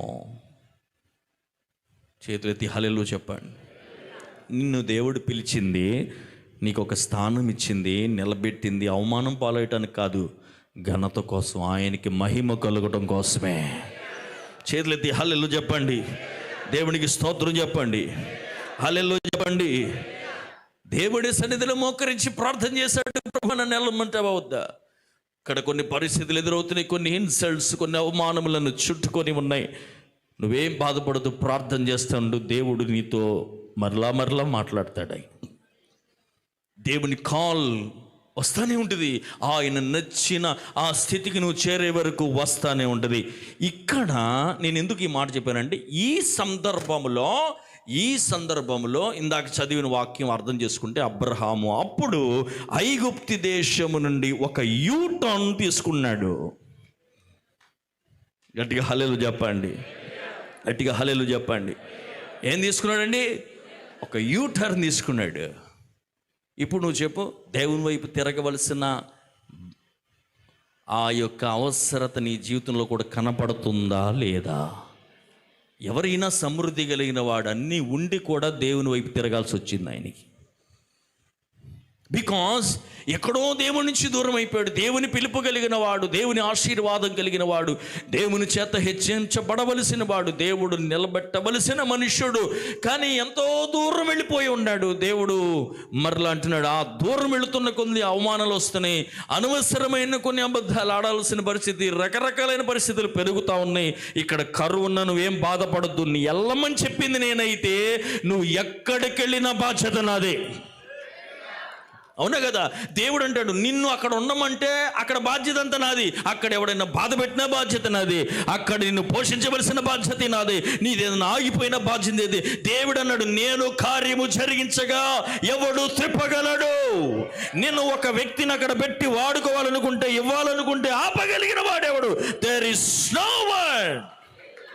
ఎవడు ఆపలేడండి. ఒక్కసారి నీ జీవితంలో దేవుడు నిన్ను వాడుకుంటూ మొదలు పెడితే మనుషుడు శక్తులు ఏవి నిన్ను ఆపలేవు. బట్ క్వశ్చన్ ఏంటంటే, దేవుని వైపు మనము ఉన్నామా లేదనేది చాలా ప్రాముఖ్యమైన విషయం. దేవుడు అబ్రహాముతో ఏమంటున్నాడు? ఒక యూటర్న్ తీసుకోవాలి. చెప్పండి ఒకసారి చెప్పండి. యూటర్న్ తీసుకోవాలి, రివర్స్ గేర్ వేయాలన్నాడు. బళ్ళు తోలే వాళ్ళు చాలామంది ఉన్నారు. ఎదరికెళ్తాకి ఎన్ని గేర్లు ఉంటాయి? ఎదరికెళ్ళటానికి ఎన్ని గేర్లు ఉంటాయండి? 5. ఇప్పుడు పెరిగి 1 6. వెనక్కి వెళ్ళటానికి ఎన్ని? ఒకటే పెట్టాడు. ఇంకో మాట చెప్పనా, ఎప్పుడైనా వెనకాల గేర్ వేయాలంటే ఆగి వేయాలి. పక్కన చెప్పండి, ఆగి వేయాలి. వెళ్ళిపోతున్నప్పుడు వేసావనుకో, ఇక నీకు అదే లాస్ట్. హల్లెలూయా చెప్పండి. ఆ ముందుకు వెళ్ళిపోతున్నప్పుడు రివర్స్ గేర్ గారికి వేసామనుకో ఆగకుండా, ఇక అదే లాస్ట్ జర్నీ, ఇక మేము గేర్ వేసి తీసుకెళ్ళాలి. రివర్స్ గేర్ వేయాలంటే బండి ఆగాలి. 5 గేర్లు ఉంటాయి, కానీ ఆ గేర్లు ఎప్పుడు వాడతారు? మొదటిది వేగం పెంచిన తర్వాత 2వది, ఇంకొంచెం వేగం పడిన తర్వాత 3వది, ఇంకొంచెం వేగం పడిన తర్వాత 4వది, కానీ రివర్స్ గేర్ మాత్రం ఆగేయాలి. పక్కన వాళ్ళు చెప్పండి, ఆగేయాలి. అందుకే వాడు తెలివిగా ఏం చేస్తాడంటే, అన్ని గేర్లు ఒకలా ఉంటాయి, ఇది ఒకలా ఉంటుంది. కొన్ని కార్లు ఇలా లేపి ఇలా అని ఇలా వేయాలి. ఆగి వేస్తేనే పడుతుంది. ఇక్కడ చూసారా, అబ్రహాము ఆగాలి. ఇప్పుడు ఫస్ట్ చేయవలసింది, అందుకే చెప్పగా 4 పనుల్లో మొదటి పని రివర్స్ గేర్ వేయాలంటే ఫస్ట్ ఆగాలి. ఎక్కడున్నావో అర్థం చేసుకో. నీ స్థితిగతులు ఏమై ఉన్నారు. మీరు చిన్న ప్రవక్తల గ్రంథాలన్నీ కూడా చదివితే, ప్రతి ప్రవక్త దేవుడు వాడుకుంటుంది చెప్పే మాటలు తెలుసా? నా వైపు తిరగండి, టర్న్ టు మీ అని అంటూ ఉంటాడు. ఎందుకో తెలుసా? అప్పుడు నా పరిస్థితులు చాలా భయంకరమైనవి.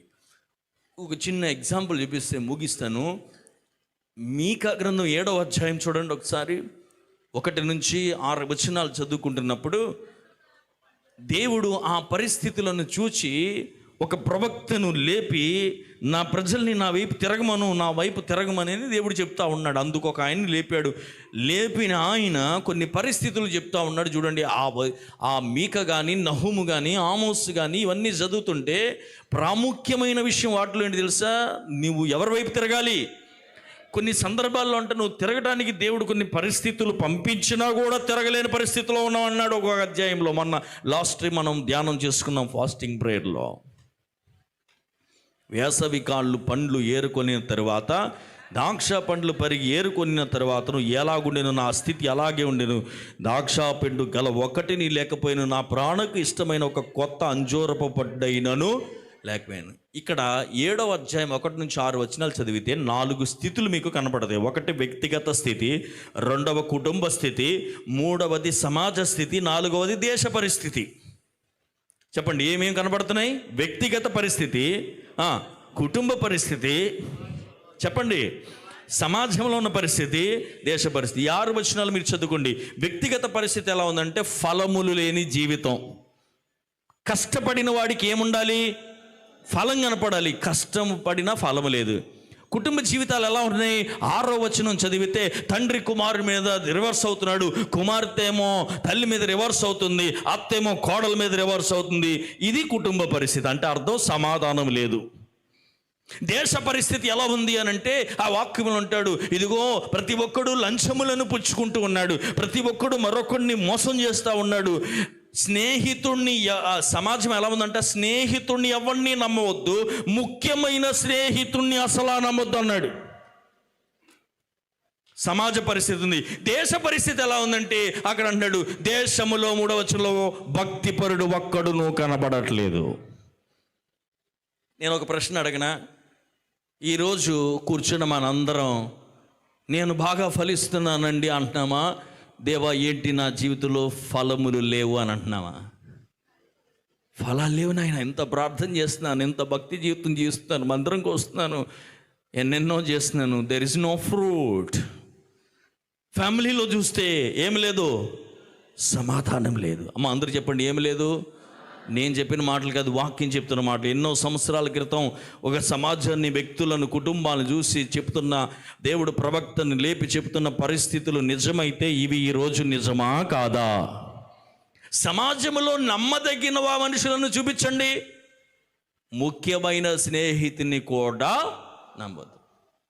చాలా సంపన్నులు ఈ మధ్యలో మీరు చూసే ఉంటారు, ఒక ఇంట్లో ఒకరిని పనికని పెట్టుకున్నారు, చాలా నమ్మకంగా ఉన్నాడంట. 10 రోజులు అసలు భూమి మీద ఎంత నమ్మకస్తులు లేనంతగా నటించాడంట. పాప వాళ్ళు నమ్మేశారు. ఈ 10 రోజుల్లో మొత్తం ఇల్లంతా స్కాన్ చేసాడు, ఏమి ఎక్కడ ఉంటాయి ఏంటనేది. ఆ ఇంటికి సెక్యూరిటీ కూడా ఉంది, సెక్యూరిటీ గార్డులు కూడా పెట్టుకున్నారు. అయితే ఒకరోజు ఈ కుటుంబం అంతా కలిసి బయటికి షికారుకి వెళ్ళారు. వీడేం చేశాడు తెలుసా? ఈరోజు నా బర్త్డే అని చెప్పి డ్రింకులో పాయిజన్ కలిపి సెక్యూరిటీ గార్డు వాళ్ళకి ఇస్తే తాగేసి ఆవిడకాడు కామలోకి వెళ్ళిపోయాడు. ఈ సమయంలో మొత్తం ఇంట్లో ఎక్కడెక్కడ వెండి ఉందో, బంగారం ఉందో, డబ్బులని మొత్తం మూట కట్టుకొని ఇంకొక 3 పిలుచుకొని ఇంట్లోకి తీసుకొచ్చి మొత్తం సర్దుకొని పారి వెళ్ళిపోయాడు. నమ్మదగిన వాడు సమాజంలో ఎక్కడనో మాట్లాడలే. మీరు చూడండి, అక్కడే ఉంది, స్నేహితులు లేరు. అందులో ముఖ్యమైన స్నేహితుడిని అసలా నమ్మొద్దని నేను అనలేదండి. చెప్పండి, ఎవరన్నారు? నువ్వు తెగ నమ్మేస్తున్నావు, జాగ్రత్త. దేవుడు ఎందుకు చెప్తున్నాడో మరి, నీకేదన్నా కీడు రాబోతున్నావు ముందే దేవుడు చెప్తున్నాడు. చూడండి, వారిలో మంచివారు ముండ్ల చెట్టు వంటి వారు, వారిలో యథార్థవంతులు ముండ్ల కంచె కంటేను ముండ్లుగా నుందురు. నీ కాపర్ల దినము నీవు శిక్షనందు దినవచ్చుది, ఇప్పుడే జనులు కలవరపడుచున్నారు. 5వ వచనంలో కూడా ఏముంది? స్నేహితుని యందు నమ్మకించొద్దు, ముఖ్య స్నేహితుని నమ్ముకొనవద్దు. నీ కౌగిటిలో పండుకొనున్న దాని ఎదుట నీ పెదవుల ద్వారమును కాపు పెట్టుమని అంటున్నాడు. చూడండి, ఇదంతా ఎక్కడ సమాజంలో జరుగుతుంది. దేశంలోకి వచ్చే పాట అంటున్నాడు. 3వ వచనంలో అన్నాడు కదా, దేశంలో చూడండి 3వ వచనంలో 2 చేతులతో కీడు పూనుకొని అధికారులు బహుమానము కోరుదురు, న్యాయాధిపతులు లంచము పుచ్చుకుందురు, గొప్పవారు మోసగురు. ఆ మాట పెట్టండి. దేశములో నమ్మకస్తుడు లేడు అనే మాట ఉంది కదా, ఎన్నో వచనమది? దేశములో భక్తిపరుడు ఒక్కడును లేకపోయినన్న మాట ఉంది. చూడండి, భక్తుడు, 2వ వచనం, భక్తుడు దేశములో లేకపోయిను, జనుల్లో యథార్థపరుడు ఒక్కడు లేడు, అందరూ ప్రాణిహాని చేటకే పొంచి ఉన్నవారే, ప్రతి మనుషుడు కిరాతుడై తన సహోదరుని కొరకు. మీరు చెప్పండి, ఇది నిజమా అబద్ధమా? మాట్లాడట్ల పురుషులందరూ. నేటి సమాజంలో ఇది ట్రూ ఆర్ నాట్? వాక్యం చెప్పేవాళ్ళు 100ల మంది ఉన్నారు, అందులో నేను ఉన్నాను. పాటలు పాడేవారు 100ల మంది ఉన్నారు, ప్రార్థించేవారు 100ల మంది ఉన్నారు. అందరూ 100లు, లక్షలు, వేల కొలది ఉన్నారు. దేవుడు ఉన్నాడు, కానీ భక్తిపరుడు ఒకడో లేడు. దేశములో ఎవరు లేరు? భక్తుడు లేకపోయాను. భక్తుడు అంటే ఎవరు?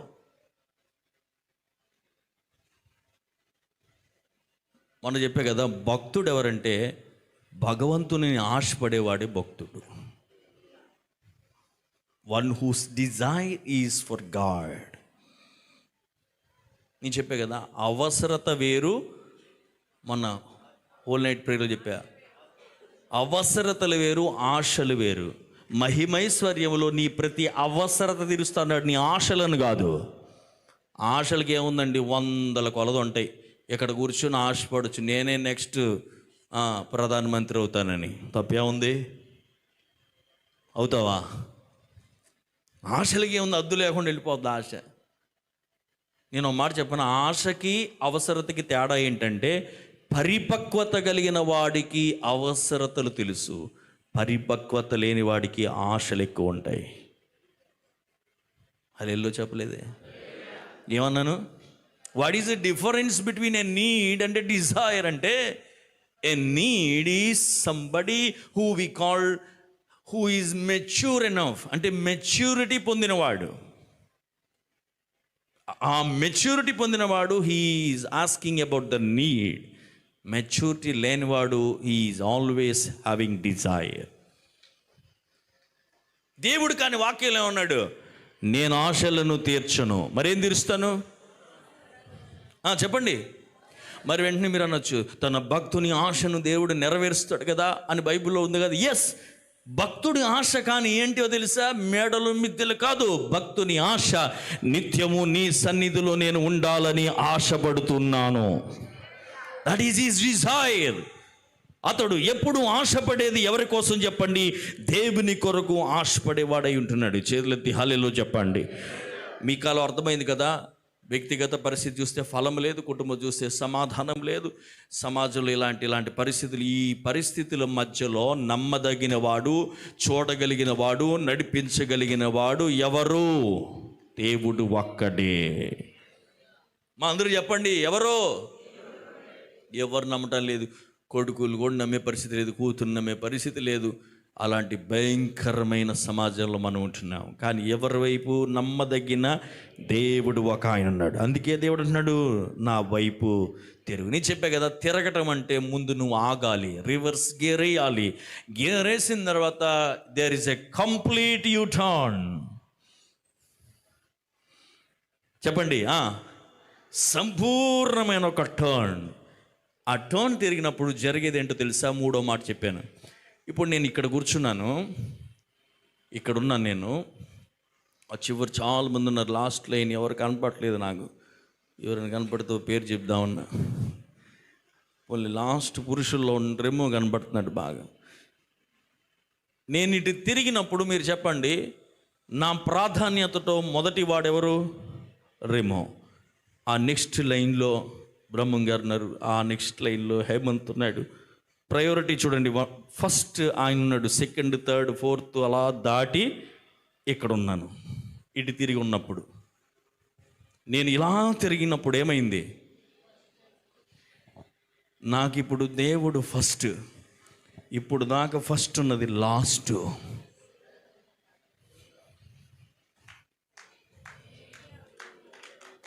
దేవుడు కోరుకుంటుంది అదే. పౌలు దానికి ఒక అద్భుతమైన మాట చెప్పాడు. ఫిలిప్పీలకు 3:1 ఒకసారి చదువుతారా? మెట్టుకున్న సహోదరులారా, ప్రభునందు ఆనందించుడి. అదే సంగతులు మీకు రాయిట నాకు కష్టమైనది కాదు, మీకు అది క్షేమకరము. కుక్కల విషయమే జాగ్రత్త ఉండి, దుష్టులైన పనివారి విషయ జాగ్రత్త ఉండి, ఈ ఛేదనను ఆచరించు వారి విషయమై జాగ్రత్తగా ఉండండి. ఎందుకనగా శరీరము ఆస్పాదం చేసుకొనక దేవుని ఆత్మ వలన ఆరాధించుచు క్రీస్తునందు అతిశయపడుచున్న మనమే సున్నతి ఆచరించు వారము.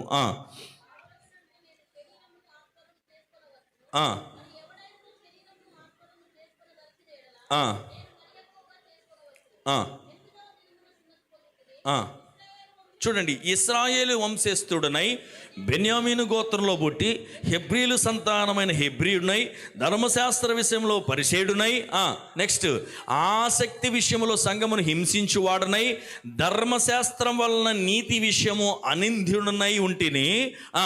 అయినను ఏవేవి నాకు లాభకరమై ఉండెనో వాటి నిమిత్తము క్రీస్తు నిమిత్తము నేను అన్ని నష్టముగా ఎంచుకుంటేనంటే అర్థం ఏంటి తెలుసా?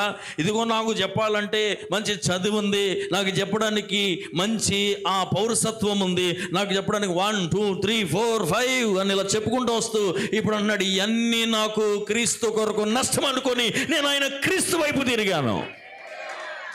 హల్లెలూయా చెప్పండి. చెప్పుకుంటానికి నాకు ఎన్నో ఉన్నాయి, అంతవరకు ప్రభు దగ్గరకు వచ్చే అంతవరకు ఇవన్నీ నాకు చాలా ముఖ్యంగా ఉన్నాయి. చెప్పడానికి 1 2 3 అని చాలా ఉన్నాయి, కానీ నేను ఇప్పుడు ఆయన వైపు తిరిగేశాను. ఇవన్నీ నా వెనక్కి వెళ్ళిపోయినాయి. Priority is changed completely. దేవుని వైపు తిరగటం అంటే అదే. ఈ రోజున వాట్ ఈజ్ యువర్ ప్రయారిటీ? ఏది నీ జీవితంలో ఈరోజు ప్రయారిటీగా ఉందో ఒకసారి ఆలోచించుకో. నేను ఒక మాట చెప్తున్నాను, యేసయ్యకు ఫస్ట్ ప్లేస్ ఇస్తేనే యేసయ్య నిన్ను నడిపిస్తాడు. యేసయ్యకి ఫస్ట్ ప్లేస్ ఇస్తేనే యేసయ్య నీ జీవితంలో గొప్ప కార్యం చేస్తాడు. ఆయన స్థానం మరి ఏది కూడా తీసుకుంటానికి వీలు లేదు. ముగిస్తున్నాను ఒక చిన్న 2 మాటల్లో. ఇక్కడ ఉంది అసలు విషయం. దేవుడు ఏమన్నాడు? ఫస్ట్ నువ్వు ఆగాలి. ఏ గేర్ వేయాలి? అందరూ చెప్పండి. రివర్స్ గేర్ వేయాలి. వేసిన తర్వాత యూటర్న్ తీసుకోవాలి. నెక్స్ట్ ఏం చేయాలి? ప్రాధాన్యత మారిపోయింది తిరగంగానే కదా, కానీ అక్కడతో అయిపోవాలా. ఓర్పు అని ఎందుకన్నానంటే తిరగటం అనేది నిమిషంలో అయిపోతుంది. తిరగటం అనేది నిమిషంలో అయిపోద్ది, కానీ తిరిగిన తర్వాత ఎంత దూరం వెళ్ళిపోయావో అంత దూరం ఇప్పుడు నడుచుకుంటూ వెళ్ళాలి. అంత దూరం వెళ్ళాలి. ఎక్కడికి వెళ్ళాలి? ఆయనకు సమీపంగా వెళ్ళాలి. రక్షణ అలా అయిపోద్ది ముంచి తీయంగానే. నేను ఒకప్పుడు అలాగండి నేను చంపేసి ఆని చంపేసాను డామ్ దీం దుష్టి అని ఒక 5-10 నిమిషాలు వాయించి పడేస్తా పెద్ద సాక్ష్యం. అయ్యో యూటర్న్ అయింది అక్కడ, జస్ట్ యూటర్న్ అయింది అక్కడ. అది నిమిషంలో అయిపోయిన కార్యక్రమం అది. కానీ దేవుడు అది కాదు చూస్తుంది. ఈ తిరిగిన వాడు రూపాంతరం చెందవలసి ఉంది. ఈ తిరిగిన వాడు చేంజ్ రావాల్సి ఉంది. ఏంటా చేంజ్ అంటే ఎవరి వైపు ఆయన తిరిగి ఉన్నాడో ఆయన పోలిన వాడిగా మారడానికి, ఆయన స్వభావం రావడానికి, ఆయన ఆలోచనలు రావడానికి అతడు దినదినము ఆయన దగ్గరికి వెళ్ళిచుండగా అతని ఆలోచన మారుతుంది, ప్రయారిటీ మారుతుంది. ఇంతకుముందు వేటికి సమీపముగా ఉన్నాడు వాటన్నిటి నుంచి దూరమై ఆయన దగ్గరికి వెళ్ళిపోతున్నాడు. గట్టిగా హల్లెలూయా చెప్పండి. ప్రభు రాకడ ఏమండి వస్తూ ఉంది. ఇక్కడ మనం ఏం చెందుతున్నాం? దినదినము రూపాంతరం చెందుతున్నాం, వాక్యం చేత పరిశుద్ధపరచబడుతున్నాం. ఒక్క రోజులో ఈ మార్పు రాదు ఎవరికి. రక్షించబడిన మొదటి రోజు మార్పు రాదు. ప్రతి దినము పడిపోతున్నాం, లేగుస్తున్నాం. క్రీస్తు స్వభావము మనము నేర్చుకొని అనేకమైనవి మన జీవితంలో దేవుడు ఏం చేస్తున్నాడంటే పరిశుద్ధపరిచి ఆయన వాక్యం చేత కడిగి ఆలోచన విధానాన్ని మార్చి, నడక మార్చి, ఆశలు మార్చి ఎక్కడికి తీసుకెళ్తున్నాడు? క్రీస్తుని పోలిన స్వభావములోనికి తీసుకెళ్తున్నాడు. ఎందుకో తెలుసా? ఆయన త్వరగా రాబోతున్నాడు ఇటు రూపాంతరం చెందిన వారిని తీసుకెళ్ళటానికి. ఆయన వచ్చే దూరంగా ఉన్న వాళ్ళని తీసుకెళ్ళటానికి కాదు, దగ్గర అవుతున్న వాళ్ళని తీసుకెళ్ళటానికి. చెప్పండి, దగ్గర ఉన్న వారిని తీసుకెళ్ళటానికి. చెప్పండి గట్టిగా, దగ్గర ఉన్న వారిని తీసుకెళ్ళటానికి. హల్లెలూయా చెప్పండి. మరి నేను ప్రశ్న అడిగినా, నీలో ఓర్పేది? పెద్ద సాక్ష్యం చెప్పావు, మళ్ళీ నువ్వు అదే పాప జీవితంలో వెళ్తున్నావు. నేను మానేశానండి తాగడం అన్నావు, అప్పుడు ఒకటి మానేసి ఇప్పుడు 4 తాగేస్తున్నావు. అప్పుడు నేను ఆ పాపం దగ్గరికి వెళ్ళలేదని అంటున్నావు, ఇప్పుడు పొద్దున్న లెగిస్తే అక్కడే ఉంటున్నావు. మరి ఆ రోజు చెప్పిన సాక్ష్యం ఏంటి? పెద్ద యూటర్న్ తిప్పి సాక్ష్యం చెప్తే ఎంతోమంది ఏడ్చారు, ఆ రోజున చప్పట్లు కొట్టారు. కానీ ఈరోజు నీ జీవితం చూస్తున్న అనేక మంది క్రీస్తు దగ్గరికి వెళ్ళటం ఆగిపోతున్నారేమో. ఏమైంది నీ జీవితంలో అంటే, క్రీస్తు స్వభావం రాలేదు, క్రీస్తు ఓపిక రాలేదు, క్రీస్తు నేర్పించిన మార్గములో రూపాంతరం చెందలేదు నీవు. అందుకనే మునుపటి కంటే ఎక్కువ సమస్యగా మారిపోయావు. చేతులెత్తి హల్లెలూయా చెప్పండి, గట్టిగా హల్లెలూయా చెప్పండి. చెప్పండి, ఒకటి రూపాంతరం చెందడానికి టైం పడుతుంది, అవునా కదా? It takes time. మేమెవరు ఇలాగ అయిపోలేదు ఒక రోజులో. దేవుడిని నమ్ముకున్న రోజున అన్నీ రాలేదు. దేవుడు ఫిల్టర్ చేసి, పడిపోతే లేపి, కృంగిపోతే లేపి, తప్పు చేస్తే సరి చేసి, ఇలా రూపాంతరం చెందిస్తే ఈరోజు ఇక్కడికి వచ్చాం. We are still in the process of sanctification. ఇంకా దేవుడు కడుగుతూ ఉన్నాడు, ఇంకా కడిగి తీసుకెళ్తా ఉన్నాడు. కానీ నేను అడిగే ప్రశ్న, ఆ రోజు అంత పెద్ద సాక్ష్యం చెప్పినోడివి ఈరోజు ఎలా ఉన్నావు? యూటర్న్ తీసుకున్నావు, కానీ ఆయన వైపు నడవటానికి నువ్వు ఇష్టపడలేదు. కారణం ఏంటంటే, అందుకే చివరి వచనంలో అన్నాడు, కారణం ఏంటంటే పాతవి నువ్వు విడిచిపెట్టలేదు. ఈ వాక్యం చదవండి, ప్రార్థన చేసుకుందాం. కొలస్సీలకు 3:5 లాస్ట్ వాక్యం. కొలస్సీలకు 3:5 చూడండి. కావున భూమి మీద ఉన్న మీ అవయవములను అనగా జారత్వమును, అపవిత్రతను, దురాశను, విగ్రహారాధనైన ధనాపేక్షను చంపివేయండి. నెక్స్ట్ వచనం, వాటి వలన దేవుని ఉగ్రత అవిధేయులైన మీదకి వచ్చును. 7వ వచనం, పూర్వం వారి మధ్య జీవించినప్పుడు మీరు వీటిని అనుసరించి నడుచుకుంటిరి. 8వ వచనం, ఇప్పుడైతే మీరు కోపము, ఆగ్రహము, దుష్టత్వం, దూషణ, మీ నోటి బూతులు అను వీటన్నిటిని విసర్జించుడి. 9వ వచనం, ఒకనితో ఒకడు అబద్ధమాడకుడి, ఏలైనగా ప్రవచించిన స్వభావమును దాని క్రియలతో కూడిన మీరు జ్ఞానము కలుగు నిమిత్తము దాన్ని సృష్టించిన వాని పోలిక చొప్పున నూతన పరచబడుచున్న నవీన స్వభావమును ధరించుకోండి. అమ్మా 4 మాటలు చెప్పారు దేవుడు అక్కడ. చూడండి, పౌలు ద్వారా కొలస్సీలకు రాసిన పత్రికలో 4 మాటలు చెప్తారా? 4 ఏంటి? మీరు 4 చెప్తే వాక్యంలో ఉన్నట్టు. 1, చంపండి. చెప్పండి, చెప్పండి. నేను ఎవరిని? ఎవరు అంటున్నారు? అయ్యగారిని అంట. ఏమంటున్నాడు? మొదటిది చంపండి. 5వ వచనంలో చూడండి, దాని అన్ని లిస్ట్ చెప్పి చంపండి. నెక్స్ట్ మాట విసర్జించండి. 2వ మాట ఏంటి? విసర్జించండి. 3వది ఏంటి? పరిత్యజించి. 4వది ధరించి. అన్నీ అదే చెప్పాడు. 1 ఏమంటున్నాడు? కిల్. 2వది విడిచిపెట్టు. 3వది పరిత్యజించి అంటే తోలు తీసి సరి చేయడం అన్నమాట. 4వది ధరించు. చేతులెత్తి హల్లెలూయా చెప్పండి. క్రీస్తు వైపు తిరిగిన నీవు కొన్ని నువ్వేం చేయాలంట? చంపాలనండి. పక్కన వాళ్ళకి చెప్పండి, చంపేస్తాను అనకండి, చంపాలి. హల్లెలూయా. ఏం చంపాలి? అక్కడ లిస్ట్ ఇచ్చాడు, చంపేయాలంట. ఓల్డ్ హ్యాబిట్స్, అవి నువ్వు రక్షణ రాక ముందున్నవి, ఇప్పుడు అవి పని చేయకూడదు నీలో. వాటిని నువ్వేం చేయాలి? చంపేయాలి. 5వ వచనంలో you should kill, put to death అంటే అర్థం ఏంటి? నువ్వు వాటిని చంపేయాలి, వదిలిపెట్టే అన్నాడు. తర్వాత ఏంటది? అదిగో జారత్వం, అపవిత్రత, దురాశ, విగ్రహారాధన చంపే, కిల్. నెక్స్ట్ మాట ఏమన్నాడు? కోపమును, ఆగ్రహమును, దూషణ వదిలేయాలంట. బూతులు ఆడిన వాళ్ళందరూ స్తోత్రం చెప్పండి. అయ్య బాబోయ్, ఇప్పుడు తెలిసిన వాళ్ళు కొంతమంది, తెలియని వాళ్ళు కొంతమంది అన్నమాట. నేను ఒకళ్ళిద్దరే అనుకున్నా. ఆడని వాళ్ళు స్తోత్రం చెప్పండి అన్న. అయ్య బాబోయ్, ఉపవాసం ఉండి ప్రార్థన చేయాలి. అయితే బూతులు ఆడేవాళ్ళు కదండి, ఆడినోళ్ళు. అమ్మయ్య, ఆడేవాళ్ళు చెప్తే చెప్పలేరులేండి, ఇప్పుడు ఎత్తుకొచ్చిందిలే. కానీ నేను షాక్ అయ్యా. 2 నిమిషాలు గుండె ఆగిపోయింది నాకు. ప్రభు, ఆడినోళ్ళ ఒకరు కూడా లేరండి నా సంఘంలో.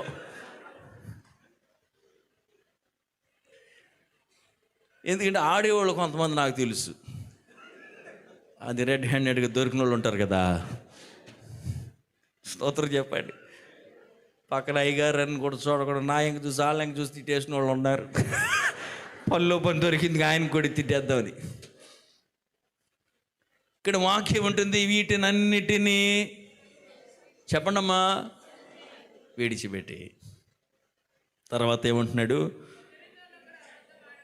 అబద్ధమాడకుడి.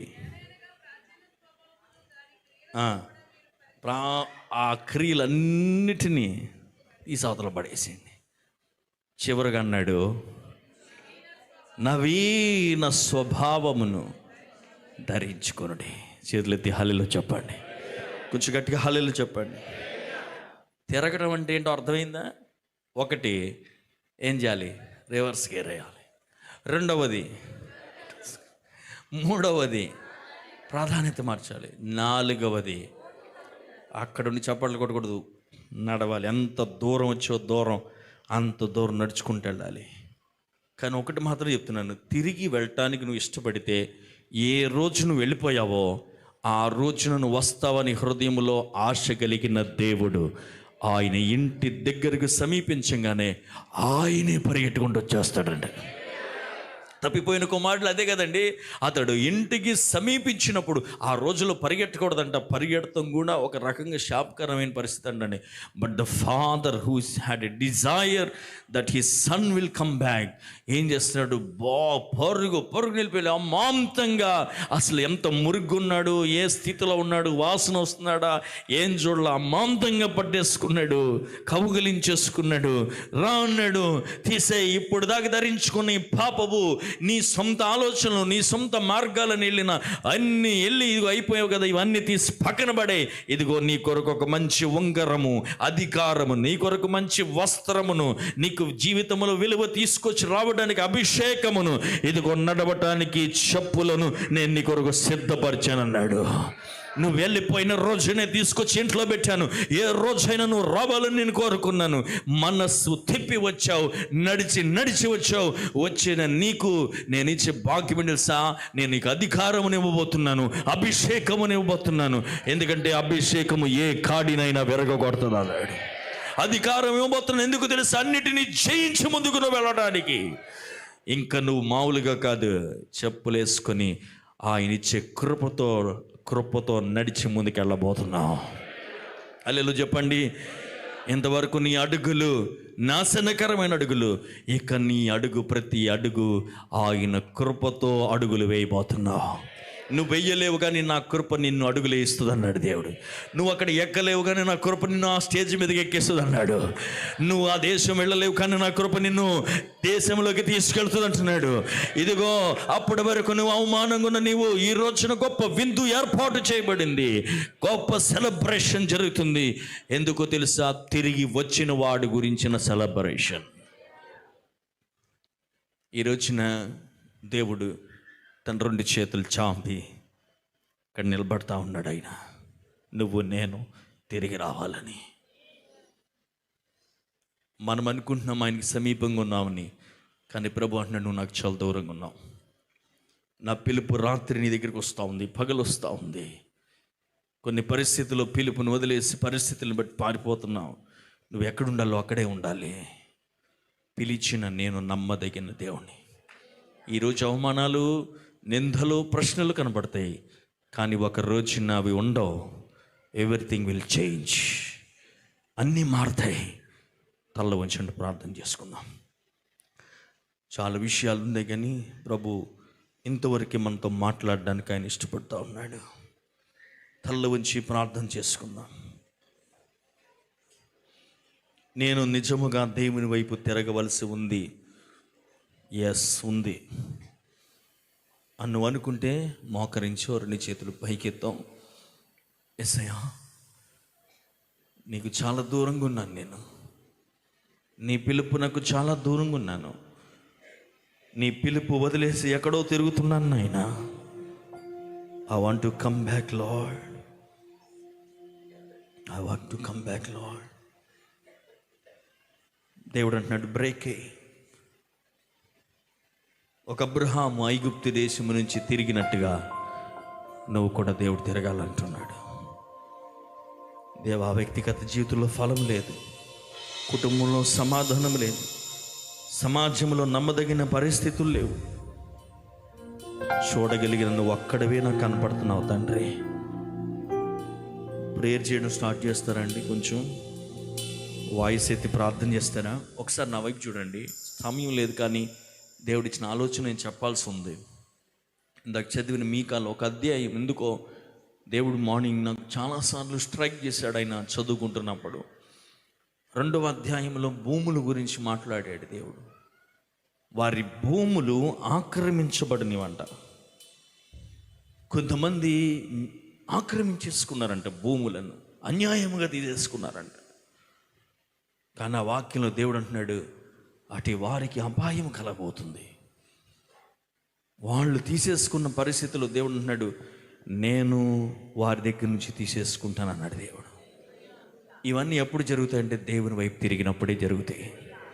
అందుకే అంటున్నాను, ప్రతి పరిస్థితిలో దేవుడు మనకి సహాయం చేసేవాడు. నేను ఒక మాట చెప్పను, నా వైపు చూడండి. ఎవరినో దేవుడు బలపరుస్తాడు. ఈ మాట, నీకు దేవుడు ఏదైనా ఇచ్చి ఉంటే మీరు చెప్పండి, దాని ఓనర్ ఎవరు? దేవుడు. నీ పేరులో ఉన్నా కూడా ఓనర్ దేవుడు. అవునంటారు కదా, దేవుడు నాకు ఇచ్చాడు, కరెక్ట్, నా పేరులో ఉంది, కానీ అసలు దాని ఓనర్ ఎవరు? దేవుడు. మరి ఇప్పుడు ఎవడైనా నాది దోసుకెళ్ళిపోతే ఆయన దోసుకెళ్ళిపోయినట్టు. ఓనర్ ఆయన దగ్గర నుంచి దోచుకెళ్ళిపోయినట్టు వాడు. ఆయనకి కిడి చేసినట్టు, ఆయనకి ద్రోహం చేసినట్టు. దేవుడు నాకు తెలియదు ఎవరితో మాట్లాడుతాడు. రిటర్న్ దేవుడు రాబోతున్నాడు. దేవుడు తిరిగి రప్పించగలిగిన సర్వశక్తుడైన దేవుడు. ఒకసారి ఎందుకు చదవండి, నాకు తెలీదు, maybe if it is your word తీసుకుని వెళ్ళిపోండి ఇంటికి. దేవునికి స్తోత్రం. 2వ అధ్యాయంలో చూడండి, 1-2 వచనాలు. మంచముల మీద పరుండి మోసపు క్రియలను యోచించి దుష్కారం చేయవారికి శ్రమ అలాగు చేయవారికి చేయుట వారి స్వాధీనంలో ఉంది కనుక వారు ప్రొద్దు పొడవగానే చేయుదురు. వారు భూములు ఆశించి పట్టుకొందురు, ఇండ్లు ఆశించి ఆక్రమించుకొందురు. ఒక మనిషిని, వాని కుటుంబాన్ని, ఇంటి వాణిని, వాని స్వాస్థ్యమును అన్యాయముగా ఆక్రమింతురు. కాబట్టి యెహోవా సెలవిచ్చి, గొప్ప అపాయ కాలం వచ్చుచున్నది, దాని కింద నుండి తమ మెడలను తప్పించుకొని లేకుండానంతగాను, గర్వముగా నడవలేకుండానంతగాను ఈ వంశమునకు కీడు చేయరుద్దేశించుచున్నానన్నాడు. ఇంతవరకు నీది లాక్కెళ్ళి చప్పట్లు కొట్టాడు. ఇప్పుడు దేవుడు అంటున్నాడు, ఇంకా చప్పట్లు ఉండవు, అపాయ కాలం వస్తుందంట. దాని కింద నుండి తమ మెడలను తప్పించుకోలేరు. మెడలు అంటే ఈ మెడలు కాదండి, గోల్డ్ మెడల్, సిల్వర్ మెడల్ కాదు. వారి మెడల్ నుంచి అపాయాన్ని తప్పించుకోలేరంట. బికాస్ నువ్వు ఎలా తీసుకున్నావు అలాగే వెళ్ళిపోతుంది. దేవుడు ఎవరితో మాట్లాడు? నేను అంటున్నాను, ఈ విషయంలో నువ్వు దేవుని వైపు చూడు. దేవా, అది నువ్వు నాకు ఇచ్చింది, అది నీది. అర్థమైందండి? ఈ ఉద్యోగంలో నిన్ను ఎవరండి తీసేది? ప్రభు నీకు ఇచ్చుంటే, నీకిచ్చింది దేవుడైతే ఆ ఇచ్చిన వాడే ఓనర్ దానికి. హల్లెలూయా, హల్లెలూయా. నేను అదే అంటున్నాను, నువ్వు ఆయన వైపు చూస్తే, ఆయన వైపు గనక చూస్తూ ఉంటే నీ ప్రతి బాధ్యత దేవుడు తీసుకుంటాడు. నీ ఇంటి బాధ్యత, నీ యొక్క ఆరోగ్య బాధ్యత, నీ బిడ్డల బాధ్యత, నీ యొక్క కుటుంబం, వ్యాపారం సమస్తము దేవుడే చూసుకుంటాడు. చేతులెత్తి హల్లెలూయా చెప్పండి, గట్టిగా హల్లెలూయా చెప్పండి, గట్టిగా హల్లెలూయా చెప్పండి. ప్రార్థన చేయండి, స్వరాలెత్తి ప్రార్థన చేయండి, కొంచెం స్వరాలెత్తి ప్రార్థన చేయండి. దేవుడు గొప్ప కార్యములు మన మధ్యలో జరిగించుకొనుగాక, గొప్ప కార్యములు జరిగించుకొనుగాక, గొప్ప కార్యములు జరిగించుకొనుగాక. పరిశుద్ధాత్మ దేవుడు మన మధ్యలో సంచరిస్తూ ఉన్నాడు. God is doing greater things. దేవుడికి ఏం కావాలో తెలుసా? నువ్వు ఆయన వైపు తిరగాలని దేవుడు ఆశపడుతున్నాడు. ఇది ఎగ్జామ్స్ టైం, బిడ్డల కొరకు ప్రార్థన చేయండి. చదువు నుంచి దూరంగా వెళ్ళిపోతున్నాడేమో, మొన్న కూడా నేను చెప్పాను, చదువు నుంచి వెళ్ళిపోతున్నాడేమో, రాయలేని భయం అని అంటున్నాడేమో. గత రాత్రి వాక్యంలో 4 మాటలు చెప్పాను, మరలా ఆ మాటలు నేను వాట్సాప్లో పోస్ట్ చేస్తాను. అవి చదువుకోండి, బిడ్డల కొరకు ప్రార్థన చేయండి. ఏ పుస్తకాలు వదిలిపెట్టి నీ బిడ్డ వెళ్ళిపోయాడో తిరిగి ఆ పుస్తకాలు పట్టుకున్నట్లు నువ్వు ఆ పుస్తకాలు పట్టుకుని ప్రార్థన చేయి. వాడు తిరిగి ఉన్నతమైన చదువును చదవటానికి దేవుడు సహాయం చేస్తాడు. ఏది వదిలిపెట్టి వెళ్ళిపోయాడో దాంట్లోకి దేవుడు తీసుకొస్తాడు. ఆయన నా దేవుడు ఈ పగటి వేళ హీ ఈస్ కాలింగ్ యూ. ఒకటి చెప్పు, చేతులెత్తి, నేను తిరగలేను, నన్ను తిప్పు నాయనా. నాకు ఆశ ఉంది తిరగాలని, నాకు రావాలని ఆశ ఉంది, నీ పిలుపులో నడవాలని ఆశ ఉంది, నీ ఆశీర్వాదంలో నిలవాలని ఆశ ఉంది. నేనైతే తిరగలేను ప్రభువా, కానీ తిరగాలని ఆశ ఉంది. నన్ను తిప్పు నాయనా, నన్ను త్రిప్పు నాయనా, నన్ను త్రిప్పు నాయనా.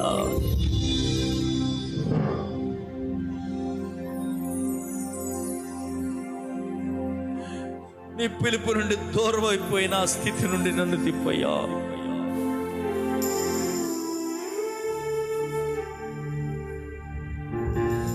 నీకు దూరంగా వెళ్ళిపోయి పడిపోయిన ఆర్థిక పరిస్థితిలోంచి తిప్పయ్యా.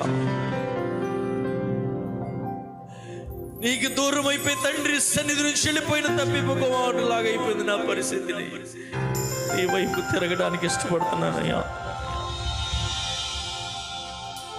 నీకెంత ఖర్చు ఈ పగటి వేళ అంటే ఆయన వైపు తిరిగి అంతే ఖర్చు నీది. నీకోసం ఎంత ఖర్చు పెట్టాడు ఆయన, నష్టం అయిపోయింది నీకోసం. నువ్వు తిరగాలని ఆశ ఉంటే నీకోసం ఎంతైనా ఖర్చు పెట్టడానికి నా ప్రభు సిద్ధంగా ఉన్నాడు. ఆయన నిన్ను ఎంతైనా గొప్ప చేయడానికి ఆయన ఇష్టపడుతూ ఉంటాడు. ఆయన యవనస్తుడు ఆశ ఉందా? దేవుని వైపు తిరగాలని ఆశ ఉందా? ప్రార్థనకు చెల్లిపోతున్నావు కానీ దేవుడికి చాలా దూరంగా ఉన్నావు అంటున్నాడు దేవుడు. ఒక మనుషుడు వెనుకకు అడుగులు వేసినట్లు ఆదివారం పిలుస్తున్నప్పుడు అడుగులు వెనక్కి వస్తున్నాయి. దేవుడు no, you need to turn, U turn తీసుకోవాలంటున్నాడు ఆయన. లేకపోతే నువ్వు చేరలేవు నీ గమ్యానికి. నీ కలలు నెరవేర్చబడవు, వాగ్దానాలు నెరవేర్చబడవు. పిలిచిన దేవుడు, వాగ్దానం చేసిన దేవుడి వైపు తిరిగితే మాత్రమే. 2 మార్లు దేవుడు నాకు చూపించాడు యవన బిడ్డలు తిరగబడుతున్నట్టు. I have seen 2 times. నాకే దర్శన వరం లేదు, నాకే కృపావరాలు లేవు, కానీ కొన్ని సందర్భాల్లో దేవుడు నాకు చూపిస్తూ ఉంటాడు. 2 సార్లు దేవుడు నాకు చూపించాడు. యవన బిడ్డలు దేవునికి తిరుగుబాటు చేస్తున్నట్టుగా ప్రభు చూపించాడు. నేను ప్రార్థన చేస్తూనే ఉంటున్నాను. ఏం చేయాలో దేవుడు నాకు చెప్పాడు. కొన్ని పరిస్థితులు చేతులు ఎత్తాను. దేవుడు అన్నాడు, చేతులు ఎత్తొద్దు, నువ్వు ఎత్తివేయాల్సింది కాదన్నాడు.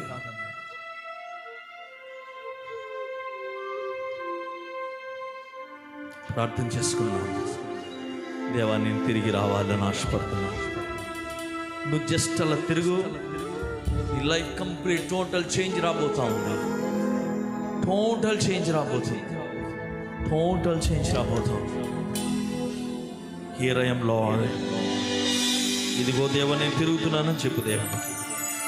స్తోత్రం. హల్లెలూయా, హల్లెలూయా, హల్లెలూయా, హల్లెలూయా, హల్లెలూయా, హల్లెలూయా.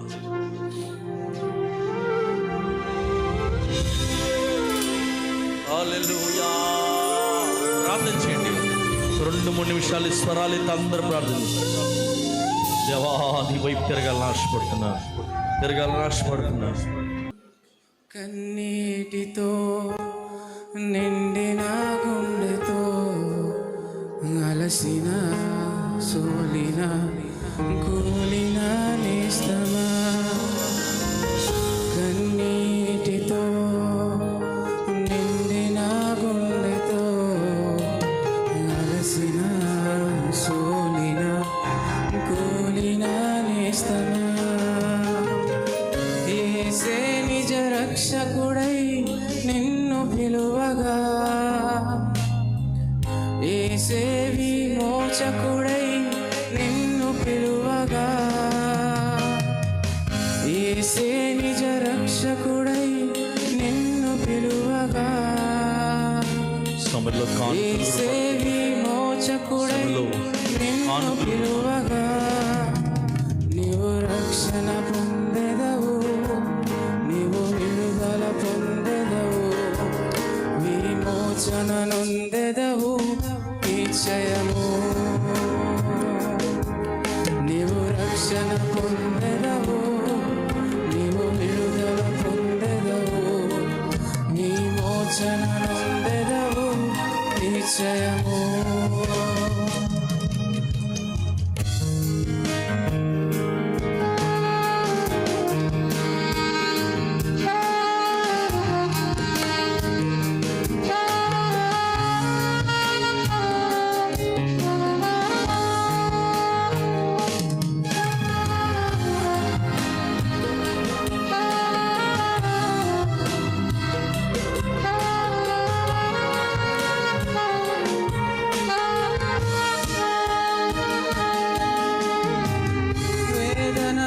ప్రార్థించిన హృదయమును కుమ్మరించిన ఆవేదన అనుభవించిన నా జీవితములో వేదనతో ప్రార్థించిన హృదయమును కుమ్మరించిన ఆవేదన అనుభవించిన నా జీవితములో ఆశీర్వదించబడెను ఫలభరితముగా మారెను ఆవేదనలన్నీ అదృశ్యమాయెను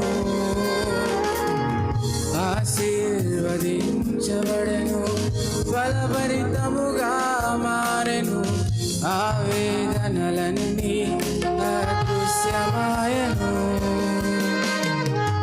యేసయ్య సన్నిధిలో నీవు మోకరిల్లగా యేసయ్య సన్నిధిలో కన్నీరు విడువగా యేసయ్య సన్నిధిలో నీవు మోకరిల్లగా యేసయ్య సన్నిధిలో కన్నీరు విడువగా నీవు రక్షణ పొందెదవు నీవు విడుదల పొందెదవు విమోచన పొందెదవు నిశ్చయము నీవు రక్షణ పొందెదవు విమోచన పొందెదవు విమోచన పొందెదవు నిశ్చయము నీవు రక్షణ పొందెదవు నీవు విడుదల పొందెదవు విమోచన పొందెదవు నిశ్చయము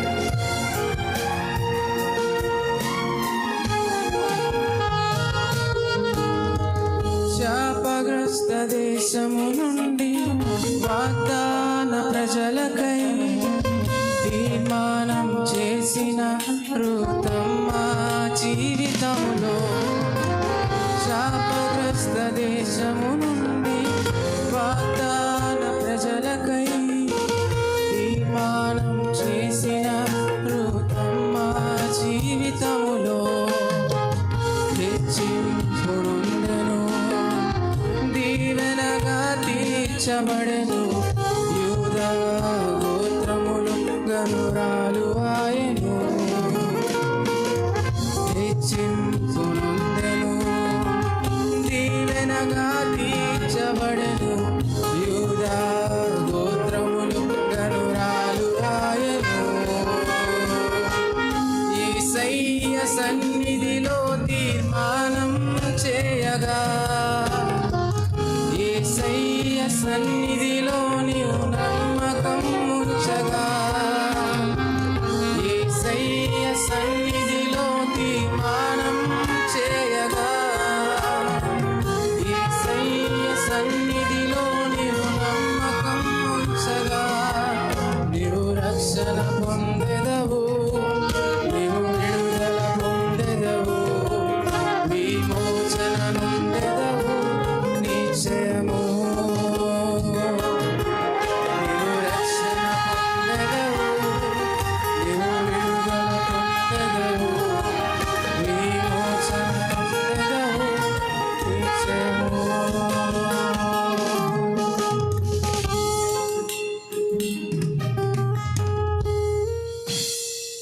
ప్రార్థన చేసి ఈ యొక్క కోడికను ముగించుకుందాం. అందరూ కూడా తలలో వంచి దేవాది దేవుని యొక్క సన్నిధిలో దేవుడు స్పష్టంగా మన జీవితాల నుంచి కోరుకుంటున్నది ఒకే ఒకటి, ఆయన తట్టు తిరగమని. హృదయం అనే తలుపు యొద్ద ఆయన నిలిచి సదయుడవుతూ పిలుచుచున్నాడు, నా తట్టు తిరగండి. మనము కేవలము విశ్వాసం ద్వారా రక్షణలోకి వచ్చాము, కానీ ఆ విశ్వాసం నుంచి తొలగిపోయిన పరిస్థితి నుంచి ఆయన ప్రాణం పెట్టే పరిస్థితికి మన జీవితాలను మనమే తీసుకున్నాం. ఈ యొక్క ఉదయకాలం పరిశుద్ధాత్మ దేవుడి యొక్క స్వరం స్పష్టంగా మన జీవితాలకి, మన ఆత్మలు రక్షించబడాలి, మన జీవితాలకు ఉపయోగకరంగా ఉండాలని, మనల్ని ప్రేమించి మనకి ప్రయోజనకరము, మన ఆరోగ్యానికి ఆశీర్వాదానికి ఉపయోగకరంగా ఈ ఉదయకాలం దేవుడు మాట్లాడిన మాటను బట్టి జ్ఞాపకం చేసుకుందాం. మమ్మను మీ తట్టు తిప్పమని మీరు కోరుచున్నారు, ఇప్పటికీ బ్రతిమలాడుచున్నారు. దేవా తండ్రి, మమ్మల్ని క్షమించమని మరొక మారు మీ బిడ్డలుగా ప్రభా మీ పాదములను పట్టుకుంటున్నాం. దేవా నాయన, ఇంతగా ప్రేమించేవారు ఎవరు లేరు, మాటలు చెప్పేవారు ఎవరు లేరు నాయన. మమ్మల్ని మోసగించేవారే ఉన్నారు, కానీ తండ్రి నాయన అయా దూషించేవారే ఉన్నారు, అపహాసించేవారే ఉన్నారు, ప్రాణం తీసేవారే ఉన్నారు, కానీ ప్రాణం పెట్టేవారు ఈ లోకంలో ఇప్పటికీ నాయన మీ రాకడ పర్యంతం ఎవరు లేరు నాయన. మీరు మమ్మల్ని ప్రాణము పెట్టినందుగా ప్రేమించారు కనుక ఈ యొక్క ఉదయకాలం ప్రభు నాయన మీ పరిశుద్ధ సన్నిధిలో మీ పాదములు పట్టుకొని మరొక మారు అడుగుతున్నాము. మా హృదయ స్థితిని మార్చండి నాయన, మీకు వందనములు. మా పరిస్థితిని మార్చండి నాయన. అయా నీ దాసుడు స్వరం స్పష్టంగా వినిపించారు, నేను కార్యము చేయగా త్రిప్పివేయగలవాడెవరు అన్నారు కనుక, నేను కార్యము చేయగా త్రిప్పివేయగలవాడెవరు అన్నారు నాయన. నేను కార్యము చేయగా త్రిప్పివేయగలవాడు ఎవరు అన్నారు నాయన.